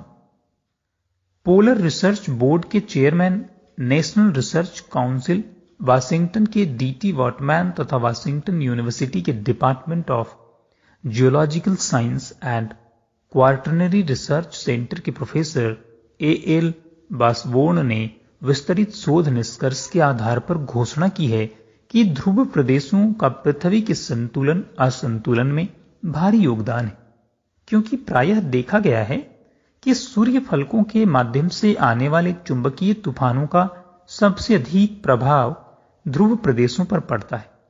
ऐसी स्थिति में उसकी प्रतिक्रिया सारे विश्व पर होती है। इन विशेषज्ञों ने चेतावनी दी है कि उत्तरी एवं दक्षिणी ध्रुव केंद्रों पर किसी भी प्रकार का विस्फोटक परीक्षण नहीं किया जाना चाहिए, अन्यथा समूची मानव जाति को प्राकृतिक विपदाओं का सामना करना पड़ सकता है। Antarctic glacier history and world polio environment पुस्तक के लेखक हैं जेडी हेस और ईएम वान डिडरेन बेकर। इनके अनुसार अगले दशकों में दक्षिणी ध्रुव के वायुमंडल का सारे विश्व का पर्यावरण पर विस्मयकारी प्रभाव पड़ने वाला है। इसका कारण उन्होंने यह बताया है कि विभिन्न प्रकार के प्रदूषण एवं आणविक परीक्षणों के विकिरण के फलस्वरूप पृथ्वी के पर्यावरण में अप्रत्याशित परिवर्तन के कारण दक्षिणी ध्रुव का तापमान क्रमशः बढ़ता जा रहा है। नेचर पत्रिका के एक लेख में प्रोफेसर A.T. विल्सन ने एक चौंकाने वाला तथ्य प्रकाशित किया है कि बहुत बड़ी मात्रा में हम प्रखंड दक्षिणी महासागर की ओर, दक्षिणी ध्रुव की ओर से धीरे धीरे सरक रहा है। फलस्वरूप विश्व का तापक्रम गिर रहा है और उत्तरार्ध गोलार्ध में बर्फ का जमाव अधिक हो रहा है। इस तरह दक्षिणी एवं उत्तरी ध्रुव प्रदेशों के तापक्रम में अप्रत्याशित हेरफेर सारे विश्व के वातावरण को प्रभावित कर रहा है। World climate conference declaration and supporting document के अनुसार प्रौद्योगिकी के व्यापक विस्तार के कारण हवा में कार्बन डाइऑक्साइड की मात्रा तेजी से बढ़ रही है। ऐसी संभावना है कि यदि वृद्धि की रफ्तार यही रही तो ध्रुवों का तापमान भी 2 डिग्री से लेकर 7 डिग्री तक कुछ ही दशकों में बढ़ जाएगा।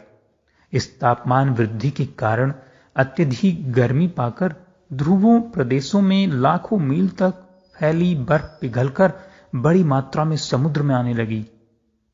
फलतः समुद्र की सारी पृथ्वी पर सतह 6 मीटर से लेकर 10 मीटर तक ऊपर उठ जाएगी। ऐसी स्थिति में जल प्रलय की विभीषिका भी उत्पन्न हो सकती है। उपयुक्त अनुसंधानकर्ताओं ने आगाह किया कि वायु में बढ़ती हुई कार्बन डाइऑक्साइड तथा परमाणु विस्फोटों से होने वाले विकिरण के उच्चतम तापक्रम की रोकथाम की व्यवस्था शीघ्रातिशीघ्र होनी चाहिए। कहा जा चुका है कि ध्रुव प्रदेश जितने रहस्यमय एवं संपदा संपन्न हैं, उतने ही संवेदनशील भी। इन केंद्रों पर छेड़छाड़ का अर्थ होगा अकल्पनीय प्राकृतिक विपदाओं को आमंत्रित करना। दुर्भाग्यवश इन क्षेत्रों को तकनीकी दृष्टि से सुसंपन्न प्रगतिशील राष्ट्रों ने अपने शोध का केंद्र बनाया है। बाज जानकारियां एकत्रित करने भर तक सीमित रहती तो कोई खतरा नहीं था, पर सामरिक दृष्टि से वर्चस्व प्राप्त करने के लिए विस्फोटक प्रयोग परीक्षणों का परोक्ष क्रम भी इन देशों द्वारा चलाया जा रहा है। Arctic ice dynamics joint experiment international commission on snow and ice symposium ग्रंथ के लेखक R.S. प्रिचार्ड के अनुसार उत्तरी ध्रुव पर समुद्र और अटलांटिक महासागर के बीच ग्रीनलैंड और फ्रांस स्टेट में शीत प्रवाह का 1970 से अध्ययन हो रहा है। इसमें कनाडा, स्वीडन, नॉर्वे, फ्रांस और अमेरिका के मूर्धन्य वैज्ञानिक लगे हुए। पुस्तक के लेखक का कहना है कि इन देशों के वैज्ञानिकों ने यहां परमाणु संयंत्र से संचालित यंत्रों के माध्यम से प्रयोग आरंभ कर दिए हैं, जो खतरनाक सिद्ध हो सकते हैं। उल्लेखनीय है कि इंटरनेशनल जियोफिजिकल ईयर में यह घोषणा की गई थी कि ध्रुव प्रदेशों को कभी भी सामरिक प्रयोगों का निमित्त नहीं बनाया जाएगा तथा किसी भी परमाणु शक्ति चालित यंत्रों का प्रयोग नहीं किया जाएगा। उपयुक्त देशों द्वारा उठाया गया कदम संपूर्ण विश्व के लिए खतरनाक सिद्ध हो सकता है। सन 1979 प्रकाशित पुस्तक Greenland and the Arctic region के लेखक H.C. वाक और J. टागोल्ड का कथन है कि आर्कटिक समुद्र का सामरिक दृष्टि से भी अधिक महत्व है। उत्तरी समुद्र के सतह पर जमी बर्फ के नीचे से अणु संचालित पनडुब्बियां आसानी से चल सकती हैं। इसी प्रकार दक्षिणी ध्रुव में एंटार्कटिक सरकम्पोल करंट, जिसे वेस्ट विंड डीरफट कहते हैं, दुनिया का सबसे बड़ा समुद्री प्रवाह है। इसकी धारा को मोड़कर किसी भी प्रदेश में विप्लव की स्थिति लाई जा सकती है। उपर्युक्त विशेषज्ञों ने यह संभावना व्यक्त की है कि अमेरिका तथा रूस की परमाणु चलित पनडुब्बियां इन क्षेत्रों में चलने लगी हैं तथा ये दोनों ही देश इन केंद्रों पर ऐसे प्रयोग परीक्षण कर रहे हैं जिससे मौसम पर नियंत्रण प्राप्त किया जा सकेगा। ऐसा भी अनुमान है कि अगले युद्धों में इन केंद्रों से मौसम में व्यतिरेक उत्पन्न करके किसी भी देश के वातावरण में अभिष्ट प्रकार का परिवर्तन उत्पन्न कर सकना संभव होगा। ब्रिटेन के भौतिक विज्ञानी आर्थर मेकिंग का मत है कि सारे विश्व में प्राकृतिक विपदाओं में भारी वृद्धि हुई है। इसके लिए मनुष्य ही उत्तरदायी है। उनके अनुसार अदूरदर्शी समृद्धि एवं प्रगति के प्रयासों एवं आणविक परीक्षण से पूरे विश्व का इकोलॉजिकल संतुलन डगमगा गया है। उसमें सबसे दुर्भाग्यपूर्ण कड़ी जुड़ी है ध्रुव प्रदेशों के सामरिक केंद्र बनाया जाना। भूमंडल के इन नाजुक स्थलों पर परमाणविक गतिविधियों को बढ़ावा देना अत्यंत खतरनाक सिद्ध हो सकता है। अभी हाल में भारतीय वैज्ञानिकों का एक दल 33 दिन की लंबी यात्रा के बाद जानकारियां प्राप्त करने दक्षिणी ध्रुव स्थित अंटार्कटिक पहुंचा। यह देखकर उन्हें भारी अचरज हुआ कि उस दुर्गम प्रदेश में विभिन्न देशों के खेमे पूर्व से गढ़े हुए हैं। कितने ही रहस्यमय यंत्रों से सुसज्जित छोटी छोटी सामरिक प्रयोगशालाएं भी वहां स्थापित हैं। उत्तरी एवं दक्षिणी ध्रुव की परिस्थितियों का एक ऐसा अध्ययन उपयोगी हो सकता है जो निरापद हो। पृथ्वी के वातावरण को ये ध्रुव केंद्र किस प्रकार प्रभावित करते हैं, ये जानकारियां महत्वपूर्ण हो सकती हैं, पर इन्हें यदि सामरिक गतिविधियों का केंद्र बनाया गया तो समस्त मानव जाति को अनेकों प्रकार के संकटों का सामना करना पड़ सकता है। कनाडा के एक वैज्ञानिक ने आशंका व्यक्त की है कि इन दिनों संपूर्ण विश्व के वातावरण में भारी व्यतिरेक उत्पन्न हुआ। एक ही दिन में प्रचंड ठंड, गर्मी तथा बरसात तीनों ही प्रकार के मौसमों का क्रमिक रूप से आना असाधारण पर्यावरण असंतुलन का परिचय देता है।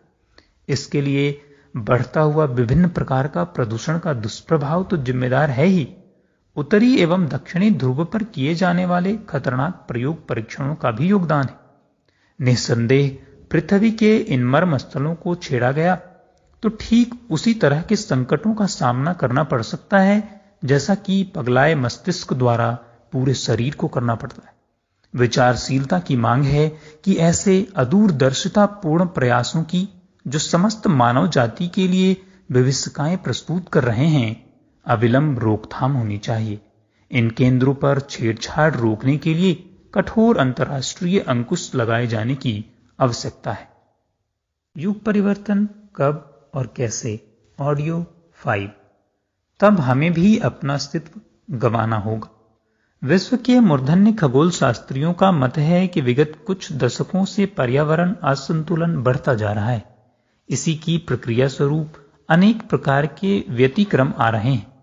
यही स्थिति यथावत बनी रही तो इस शताब्दी के आखिर तक प्राकृतिक विपदाओं विक्षोभों की भयावह विभीषिका उत्पन्न हो सकती है। सारा संसार इसी चपेट में आ सकता है तथा मानव जाति को त्रास भुगतने तथा अपना अस्तित्व गंवाना पड़ सकता है। प्राणी समुदाय के कितने ही जीव पिछले दिनों इसी कारण विलुप्त हुए हैं। मनुष्य भी अपनी अदूरदर्शिता के कारण वही गति अगले दिनों प्राप्त कर ले तो इसमें कोई आश्चर्य नहीं है। इस संदर्भ में संयुक्त राष्ट्र कृषि एवं खाद्य संगठन के वैज्ञानिकों ने गहन अध्ययन एवं अनुसंधान किया है।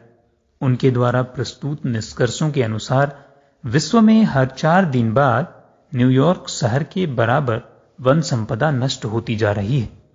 पशु पक्षी तथा जीव जंतु जिनका मानव जीवन से अति घनिष्ठतम संबंध है लगभग कटेंगे तो उनमें निवासरत प्राणियों की जीवन लीला भी समाप्त होगी। प्रतिवर्ष जीव जंतुओं की 1000 प्रजातियां तो वैसे भी लुप्त होती जा रही। यही क्रम आगे भी बना रहा तो अगले 12 वर्षों में 1/4 वन्य प्राणी जीव जंतु पूरी तरह नष्ट हो जाएंगे। प्राकृतिक प्रजातियां मनुष्य के लिए बड़ी ही उपयोगी हैं। वैज्ञानिक अभी तक उसमें से मात्र 6% की ही खोज कर पाए हैं। हमारी कृषि उपज और पशुधन जंगली प्रजातियों की ही देन है। खाद्यान्नों का 75% भाग केवल 8 प्रकार की प्रजातियों से ही उपलब्ध होता है। जंगली पौधे औषधियों का एक बड़ा स्रोत हैं। ऋतुओं को स्थायित्व देने का क्षमता भी वनों में से यह सिद्ध हो चुका है कि घोड़े के खुर के आकार के जंगली केकड़े के शरीर से एक विशेष प्रकार का रस स्रावित होता है जो शरीर में पनपने वाले रोगाणुओं को नष्ट कर डालता है। समुद्र में पाए जाने वाले ब्रायोजोआ जीव के रसों से कैंसर प्रतिरोधक विनिर्मित किया जा सकता है।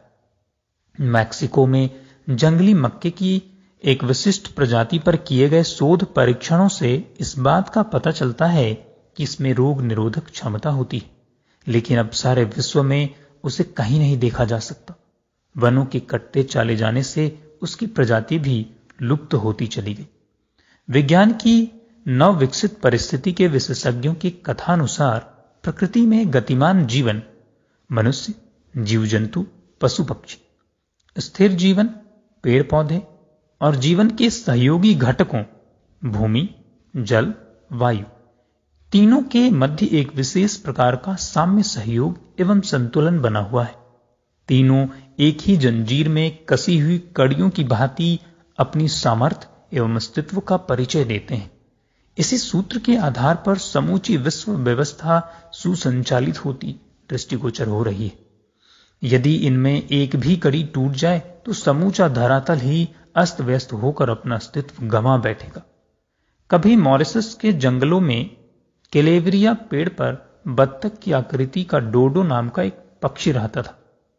वह अन्य पक्षियों की तरह उड़ नहीं पाता था। इस मजबूरी का फायदा उठाकर यूरोप के आक्रांताओं ने उनका शिकार करना आरंभ कर दिया।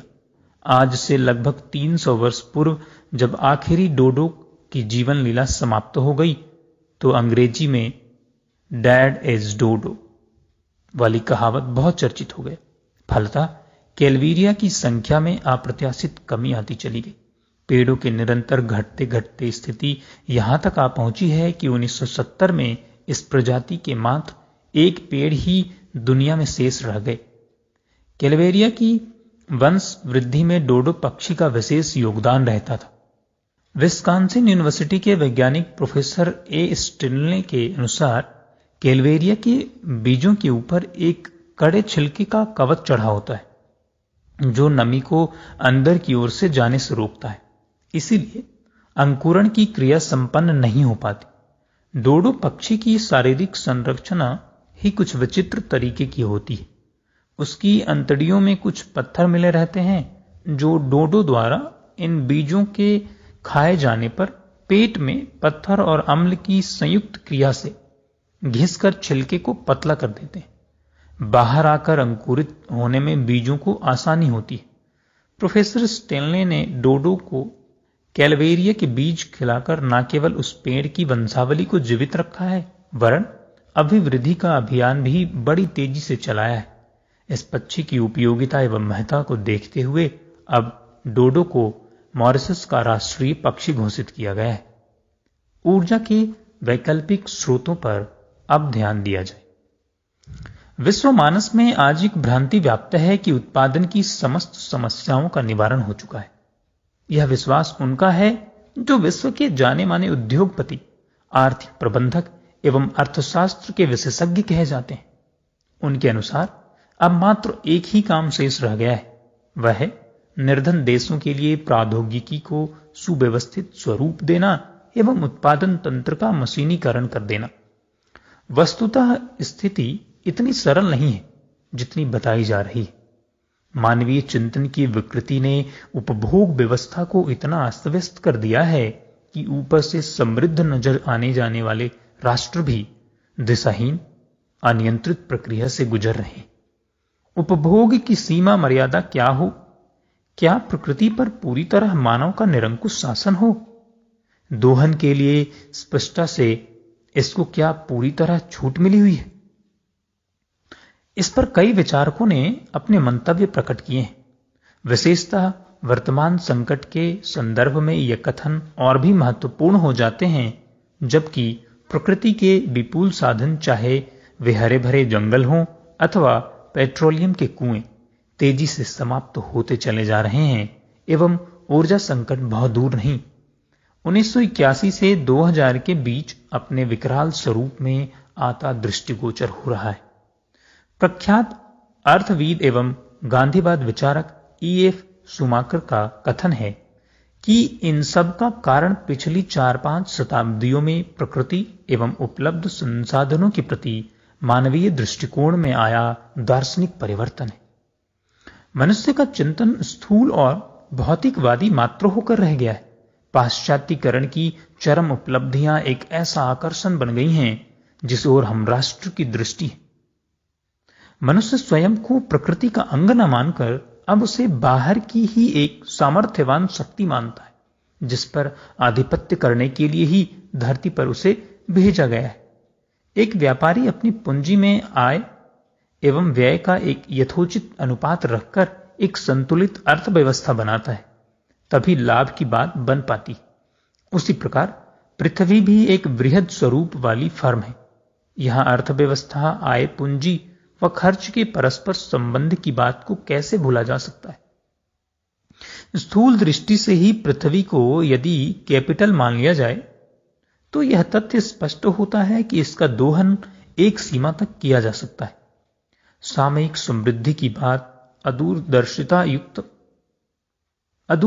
युक्त है। यह सभी अच्छी तरह जानते हैं, समझते हैं। फिर एकांकी उपभोग क्यों कर लिया जाए। स्थिति जब हाथ से बाहर होने लगती है तो वैकल्पिक व्यवस्था की बात दूरदर्शी व्यक्ति समय रहते सोच लेते हैं।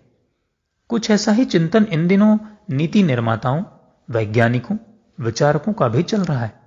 जीवाश्मयी ईंधन आज ऊर्जा की प्राथमिक आवश्यकता है। इसमें मुख्यतः कोयला, जलाऊ लकड़ी, पेट्रोलियम पदार्थ आते हैं।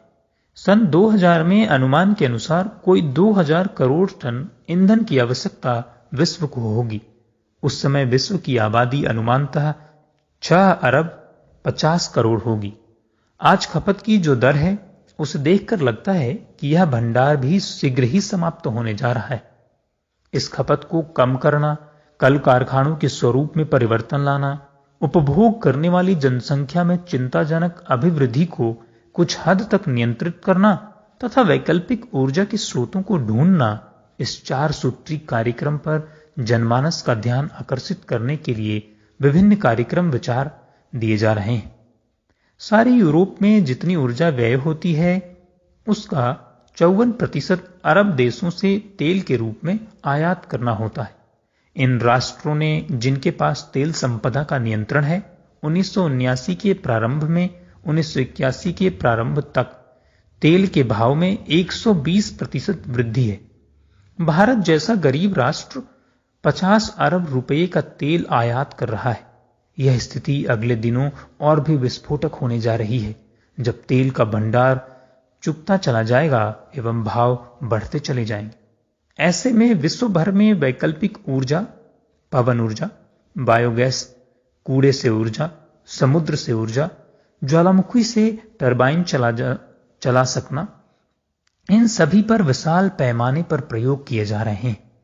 आणविक शक्ति के सदुपयोग की बात अब खटाई में पड़ती जा रही है, क्योंकि सबसे बड़ी समस्या अणुभट्टियों की राख को विसर्जित करने एवं उससे संभावित घातक प्रदूषण की है। प्रदूषण रहित ऊर्जा के कई विकल्प सोच लिए गए हैं। कई स्थानों पर इनको व्यवहार में भी उतार लिया गया है। अब वैज्ञानिक सोचते हैं कि क्यों नहीं उन साधनों का उपयोग किया जाए जो अपने आसपास ही उपलब्ध है। कहावत है कि कभी तो घूरे के दिन फिरते हैं। कूड़ा आज की सबसे बड़ी समस्या है। एक अनुमान के अनुसार भारत की शहरी आबादी, जो 1981 की जनगणना के अनुसार 14 करोड़ 31 लाख है, द्वारा नित्य 4.5 टन कचरा दिनों दिन जीवन में काम आने वाली वस्तुओं के उपयोग के बाद फेंक दिया जाता है। America, England, Canada, Germany, Japan जैसे संपन्न राष्ट्रों में यह औसत तो प्रति व्यक्ति 5 टन प्रतिवर्ष आता है। सोचा यह गया है कि अब इस कूड़े के ढेर से ऊर्जा प्राप्त की जाए। ब्रिटेन की एक फर्म फ्लेमलेस फर्नेसेज ने एक ऐसा संयंत्र विकसित किया है जिसमें कूड़े कचरे को डालकर उसे 900 डिग्री सेंटीग्रेड पर जलाकर ऊर्जा प्राप्त की जाती है। इसे संचित कर विभिन्न उपयोगों में लिया जा सकता है। यह अन्य ऊर्जा की तुलना में सस्ती व करीब 17% अधिक है। घर्षण द्वारा पूरी तरह चलने के बाद जो अवशिष्ट राख बचती है उसे न्यूमेटिक वाहक द्वारा अलग कर दिया जाता है। इस प्रकार वायु प्रदूषण भी नहीं होता। स्वीडन ने ब्रिनी नामक संयंत्र विकसित किया है, जिसमें कूड़े की छोटी छोटी गोलियां बनाकर उन्हें जलाकर ऊर्जा प्राप्त की जाती है। यहां प्रतिवर्ष सारे कूड़े का 1/4 भाग जलाकर उससे ऊर्जा संबंधी 1/3 आवश्यकता पूरी कर ली गई है। विशेषज्ञों का अनुमान है कि यदि सारे विश्व के कूड़े को जलाया जाए तो उससे प्राप्त ऊर्जा 4 लाख घन मीटर तेल से प्राप्त ऊर्जा के बराबर होगी। वैज्ञानिक सिद्धांतों के अनुसार किसी भी ज्वलनशील द्रव्य की 10 पाउंड मात्रा से सारी दुनिया की 1 महीने की विद्युत आवश्यकता पूरी की जा सकती है। अगर 1 पाउंड कोयले को पूर्णतया ऊर्जा में बदलना संभव हो तो 10 अरब आइंस्टीन के इसी सिद्धांत ऊर्जा सूत्र बराबर mc² के आधार पर परमाणु ऊर्जा को प्राप्त किया जाता है। पर उसी सिद्धांत को कूड़े पर भी यदि आरोपित किया जाए तो परिणाम फलदायी ही है। कूड़ा दहन प्रदूषण रहित ऊर्जा प्राप्ति के अतिरिक्त इसके निष्कासन व सफाई में भी सहायक होगा। यद्यपि अभी यह प्रारंभ ही है। लकड़ी की छीलन या बुरादी का प्रयोग भारत में कई स्थानों पर होता रहा है, पर उसके परंपरागत उपयोग से अधिक लकड़ी का क्षय होता है एवं ऊर्जा सीमित मात्रा में प्राप्त होती है। न्यूजीलैंड में लकड़ी की छीलन के परिष्कृत प्रयोग से ईंधन के खर्च में 80% कमी आई है। वहां की कोऑपरेटिव डेयरी अपने बर्नर इसी माध्यम से चलाती हैं। भूगर्भीय ऊर्जा प्राप्त करने के लिए ज्वालामुखियों के आसपास के क्षेत्र में पृथ्वी के छेद करके उबलते पानी के आसपास के क्षेत्र में जमीन की तलहटी से 150 से 300 डिग्री सेंटीग्रेड के तापमान पर विद्यमान रहता है। टरबाइन चलाकर विद्युत पैदा की जाने लगी है। ज्वालामुखियों की संख्या सारे विश्व में 850 है, जिनमें से 615 सक्रिय एवं शेष प्रसुप्त हैं। तथापि इन सभी के आसपास मीलों तक 1000 मीटर की तलहटी तक गर्म खौलता पानी उपलब्ध रहता है। हवाई द्वीप के इंजीनियरों ने किलोए ज्वालामुखी के पास 3 मेगावाट का एक विद्युत संयंत्र लगाया है, जो वर्तमान में तो प्रायोगिक स्तर पर है, पर इसके विस्तार की असीम संभावनाएं हैं। विद्युतीय जनरेटर का संबंध यहां खौलते पानी से कर दिया गया है।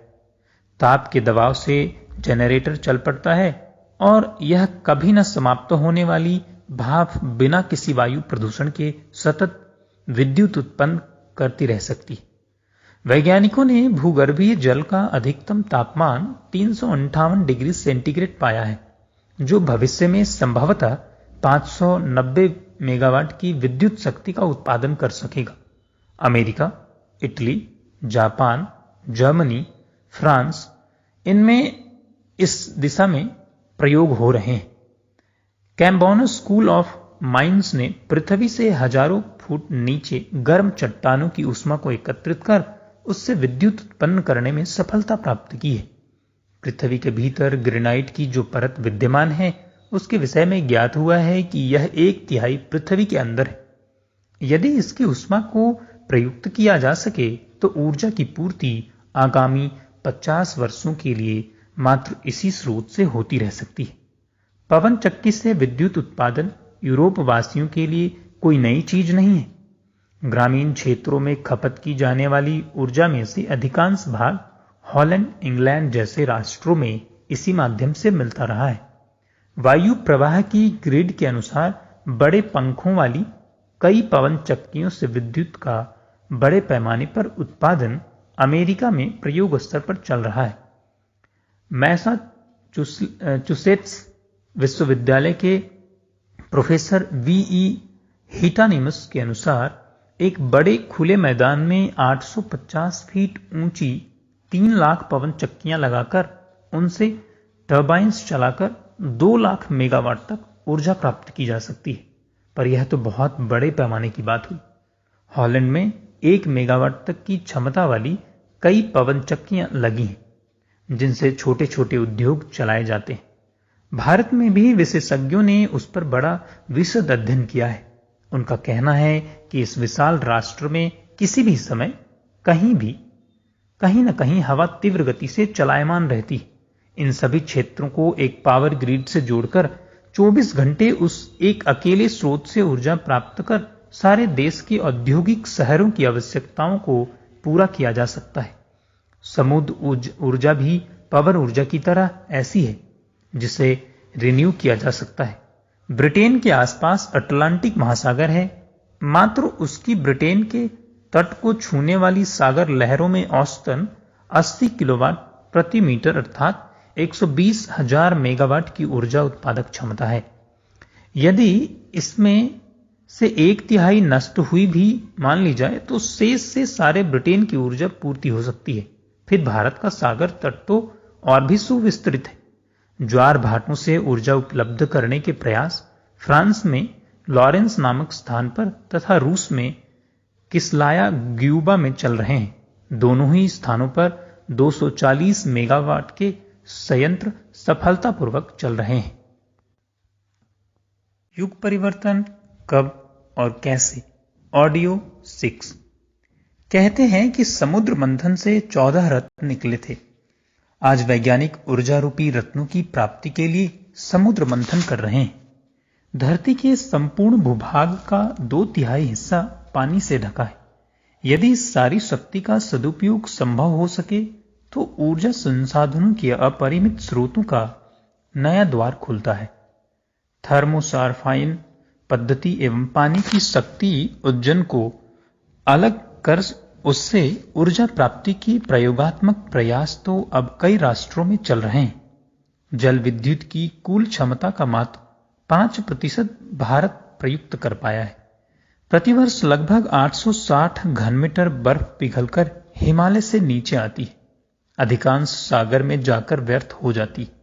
विशाल नहरों एवं जल भंडारों के माध्यम से उत्तरी व दक्षिणी भूभाग से 95 लाख एकड़ फुट जल एकत्र कर उससे जल विद्युत प्राप्ति की योजना का प्रस्ताव गारलैंड नहर योजना के रूप में काफी समय से है।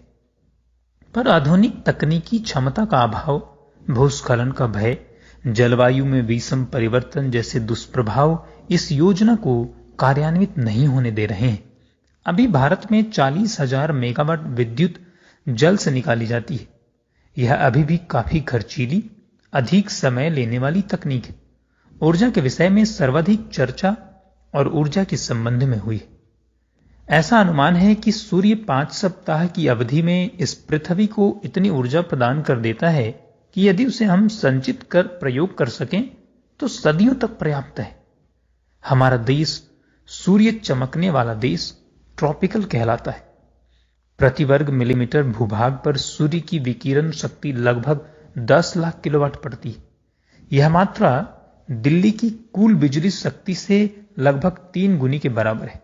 यदि 1 वर्ग किलोमीटर पर 6 घंटे सूर्य का प्रकाश लिया जाए तो ऊर्जा 610 किलोवाट घंटे होती है, जो कि 6000 टन कोयले, 300 वैगन के समतुल्य है। सूर्य आधे समय चमकता है। 2 माह वर्षा के कारण प्रकाश नहीं उपलब्ध हो पाता है एवं इस प्रकाश की तीव्रता परिवर्तित होती रहती है, तो भी औसतन 250 वाट प्रति वर्ग मीटर ऊर्जा का औसत आता है। भारत की 1 लाख मेगावाट ऊर्जा का आवश्यकता पूर्ति हेतु मात्र 4000 वर्ग किलोवाट क्षेत्र पर सौर किरणें चाहिए, पर इसका संचयन एवं उसका ऊर्जा में परिवर्तन इतने अधिक तकनीकी जंजालों से घिरा है कि यह महंगी पड़ती। अभी हमारे यहां एक प्रायोगिक स्तर पर ही है, तो भी अनाज सुखाने, गर्म पानी आदि के लिए ग्रामीण क्षेत्रों में इसे प्रयुक्त किया जा रहा है व सफलताएं भी मिली हैं।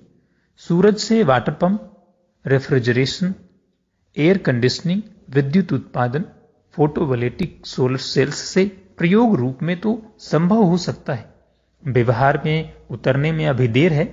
बड़े पैमाने पर राष्ट्रीय बंधनों से भी ऊपर विश्व स्तर पर जब हम इन संयंत्रों के निर्माण की बात संभव हो पाएगी तब शायद यह वैकल्पिक ऊर्जा स्रोत सस्ता पड़े। भारत में अव्यावसायिक ऊर्जा साधन देश की खपत की आधी से भी अधिक शक्ति प्रदान करते हैं। उनका उपयोग मुख्यतः भारत की ग्रामीण जनता में होता है, जो देश की 68 करोड़ जनता लकड़ी, कृषि अवशेष तथा पशु गोबर को जलाकर ऊर्जा उत्पन्न व प्रयोग करती है। यद्यपि ये साधन अपर्याप्त हैं, पर इन पर ग्रामीण समूह की निर्भरता भविष्य में बनी रहेगी। इसे दृष्टिगत रख कृषि वैज्ञानिकों द्वारा कई ऐसे विकल्प सुझाए गए जिनसे उपलब्ध साधनों में ही कम से कम खर्च पर अधिक ऊर्जा प्राप्त की जा सके। पूसा इंस्टीट्यूट के वैज्ञानिकों का कथन है कि ग्रामीण क्षेत्र में पशुओं का गोबर और कृषि का कचरा, जो सामान्यतः गंदगी एवं प्रदूषण पैदा करता है, मीथेन गैस में परिवर्तित किया जा सकता है। इससे प्राप्त ऊर्जा प्राकृतिक तेल से प्राप्त ऊर्जा की 11% आवश्यकता पूरी कर सकती है। अब ये प्रयोग अमेरिका व कनाडा के ऊर्जा एवं पर्यावरण विभाग ने भी करने आरंभ कर दिए हैं। जब विकसित कहे जाने वाले देश भी गोबर व पशुधन की ओर वापस लौट सकते हैं, तो कोई कारण नहीं कि भारत में भी इस विषय में प्रगति न की जाए। जबकि पशुधन की दृष्टि से भारत धनी है व अधिकांश जनता ग्रामीण परिसर में रहती है। 1 लाख पशु 15 लाख टन गोबर प्रतिवर्ष देते हैं। 1 पाउंड गोबर से 10 घन फुट मीथेन गैस बनती है। इस प्रकार इतने गोबर से 3 अरब घन फुट मीथेन गैस बनेगी, जिसकी कीमत लगभग 45 लाख 90 लाख रुपए होगी। इलाहाबाद में हाल ही में संपन्न विश्व स्तर के मूर्धन्य वैज्ञानिकों की गोष्ठी में यही निश्चय किया गया कि ऊर्जा संकट की वर्तमान स्थिति को हल करने की सरलतम तरीका विकासशील देशों के लिए यही हो सकता है कि बायोगैस का उत्पादन बढ़ाया जाए। कृषि यंत्रों, सिंचाई की मशीनों आदि के लिए बायोगैस का उपयोग कर उसे डीजल पंपों, विद्युत पंपों के स्थान पर प्रतिष्ठित किया जा सकता है। अपने देश की परिस्थितियां अन्य राष्ट्रों से अलग हैं।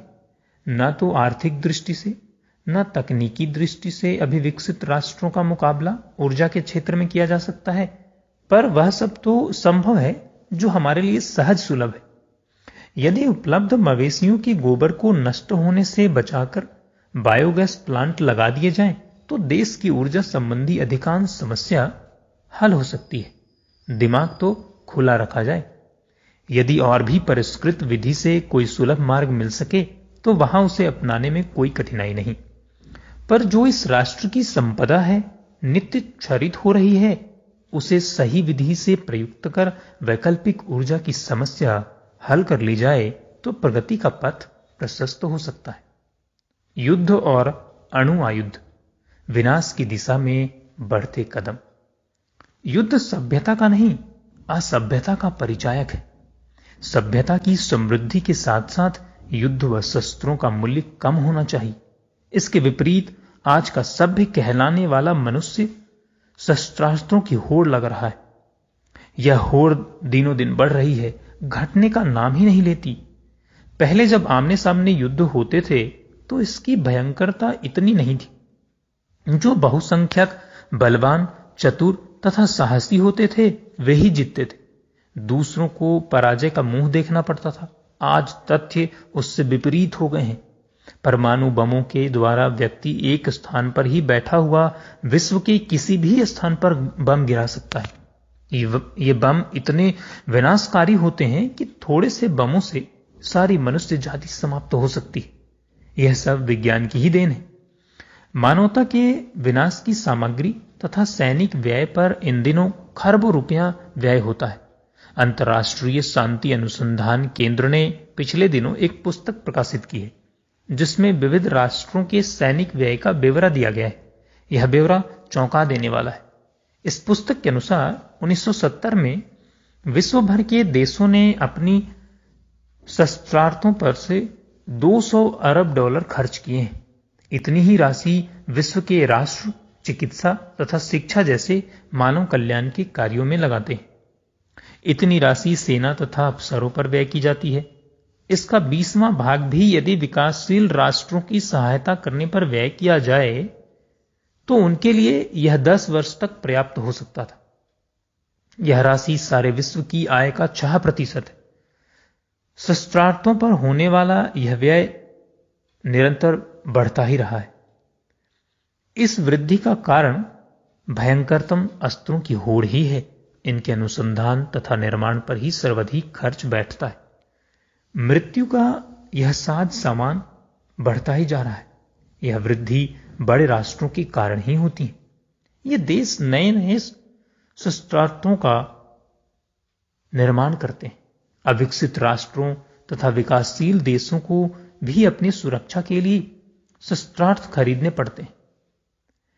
इसके लिए उन्हें अपने विकास तथा जनमंगल के कार्यों पर होने वाले व्यय में कमी करनी पड़ती है। अमेरिका के निरस्त्रीकरण तथा आयुध नियंत्रण समिति रिपोर्ट के अनुसार 1969 में सैन्य शक्ति की मद में विश्व के 120 राष्ट्रों में 182 अरब डॉलर 936,500 करोड़ रुपए तक पहुंच चुका था। 1970 में बढ़कर 200 अरब डॉलर रह गया।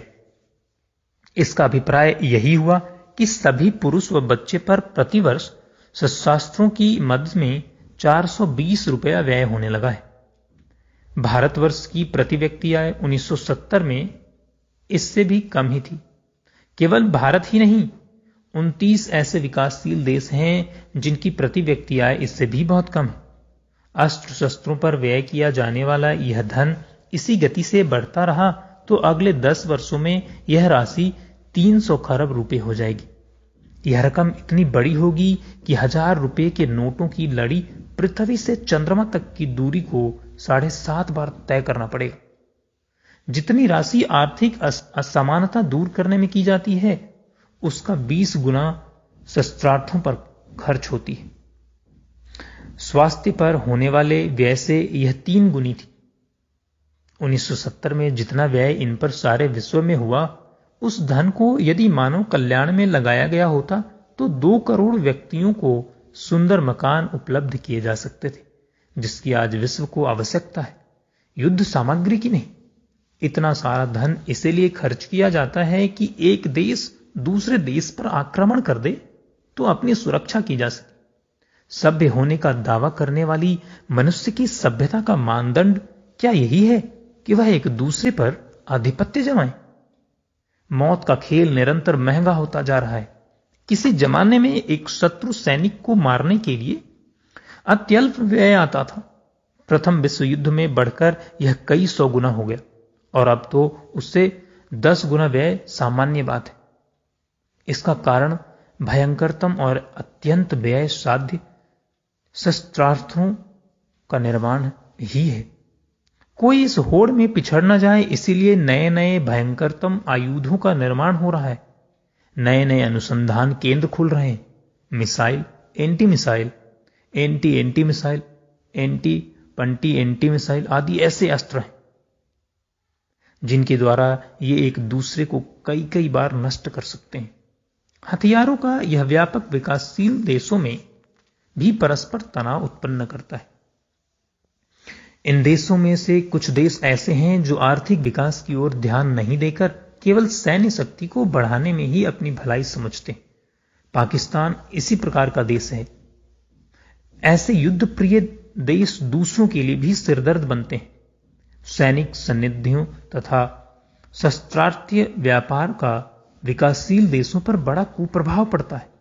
वे अपने देशवासियों को रोजी रोटी की समस्या से उलझे हुए और उनकी पीठ पर युद्ध का अतिरिक्त भार पड़ जाता है। जो विकासशील देश स्वेच्छा से यह भार लाद लेते हैं, उनकी पाकिस्तान की तरह दुर्गति होती। शस्त्रास्त्र निर्माण की इस होड़ ने मानव जाति के विनाश की आशंका तो उत्पन्न की ही है, साथ ही साथ आणविक परीक्षणों तथा आणविक अवशिष्टों का विसर्जन एक समस्या बन गया है। अणु विकिरण के कारण नई नई बीमारियां उत्पन्न होती हैं।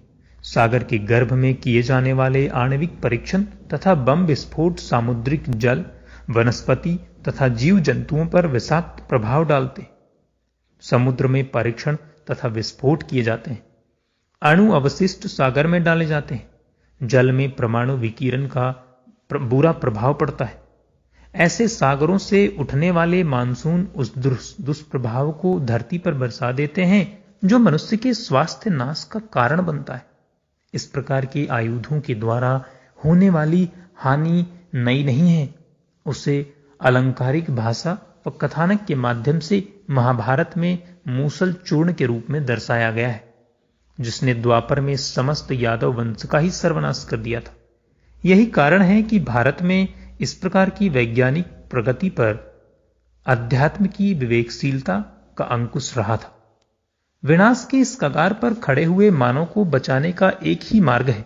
वह यह है कि संकुचित राष्ट्रीय वृत्ति को भुलाकर विश्व स्तर पर ऐसी सांस्कृतिक चेतना जगाई जाए जिससे शस्त्रार्थों की होड़ भी निरुत्साहित ना हो, वरन मनुष्य का हृदय इतना विशाल हो कि समस्त प्राणियों में एकात्म स्थापित किया जा सके। भारतीय संस्कृति ही विश्व मानव के इस विकास का सोपान बन सकती है। ऐसे समय में भारतवासी पीड़ित मानवता को यही अनुदान देने को कृत संकल्प हो जाएं तो अभिष्ट परिणाम दृष्टिगोचर हो सकेंगे। काश दिमाग ही नहीं, दिल भी बड़ा होता। विश्व के राजनेताओं ने भौतिक और वैज्ञानिक प्रगति के साथ अपने दिमाग भी बहुत बढ़ा दिए हैं। इसीलिए उनकी आयु कल्पना इस स्तर पर जा पहुंची है जिनके आगे हिरण्यकशिपु, भस्मासुर और वृतासुर भी पीछे छूट गए हैं। विनाश के साधन इतने इकट्ठे किए जा रहे हैं कि शायद धरती पर कोई प्राणी जीवित न रह पाए। विश्व के 2/3 पिछड़ेपन की उपेक्षा कर अमेरिका अपनी संपदा कहां नियोजित कर रहा है। इस संदर्भ में नासा के प्रसिद्ध वैज्ञानिक हेंस मार्क का कहना है कि अमेरिका अपनी एक महत्वाकांक्षी योजना के अंतर्गत सन 2000 तक अपने देश के अधिकांश निवासियों को स्थायी रूप से चंद्रमा पर बसाने की योजना कार्यान्वित करने में संलग्न है। आरंभ में वहां विशेष प्रकार की झोपड़ियां बनाई जाएंगी जिन पर ब्रह्मांडीय बौछारों से बचने के लिए चंद्रमा की मिट्टी का लेप चढ़ाया जाएगा। इन झोपड़ियों में वैज्ञानिक प्रयोग परीक्षण करेंगे तथा चंद्रमा के धरातल पर पाए जाने वाली खनिज संपदाओं का पता लगाएंगे जिससे उसका दोहन धरतीवासियों के लिए किया जा सके। वैज्ञानिकों का विश्वास है कि वहां कुल पदार्थ का 40% ऑक्सीजन विद्यमान है जिसे बसे उपनिवेश के लिए खर्चा किया जा सकता है। पानी की समस्या का हल चंद्रमा पर जमे बर्फ को पिघलाकर किया जा सकेगा। साथ ही साथ हाइड्रोजन भी प्राप्त की जा सकेगी जो कि अंतरिक्ष यान का मुख्य ईंधन है। यह तो अमेरिकी योजना है। इसी तरह के प्रयोग रूस में भी चल रहे हैं।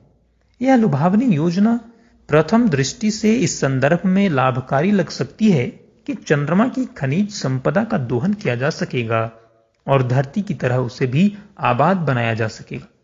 किंतु क्या इस ओर भी कभी सोचा गया है कि हर पिंड की भार वहन की निश्चित सीमा होती है? धरती को भी संभवतः भगवान ने इसी दृष्टि से बनाया हो और इसी दृष्टि से चंद्रमा को जनहितकारी बनाया हो कि उसकी सामर्थ्य इतनी नहीं है कि किसी आबादी के भार को वहन कर सके। ऐसी दशा में किसी ऐसी योजना के क्रियान्वयन से यदि चंद्रमा अपनी कक्षा से हटकर स्वयं ही धराशायी हो और पृथ्वी को भी विस्मार कर दे तो किसी को भी आश्चर्य नहीं करना चाहिए।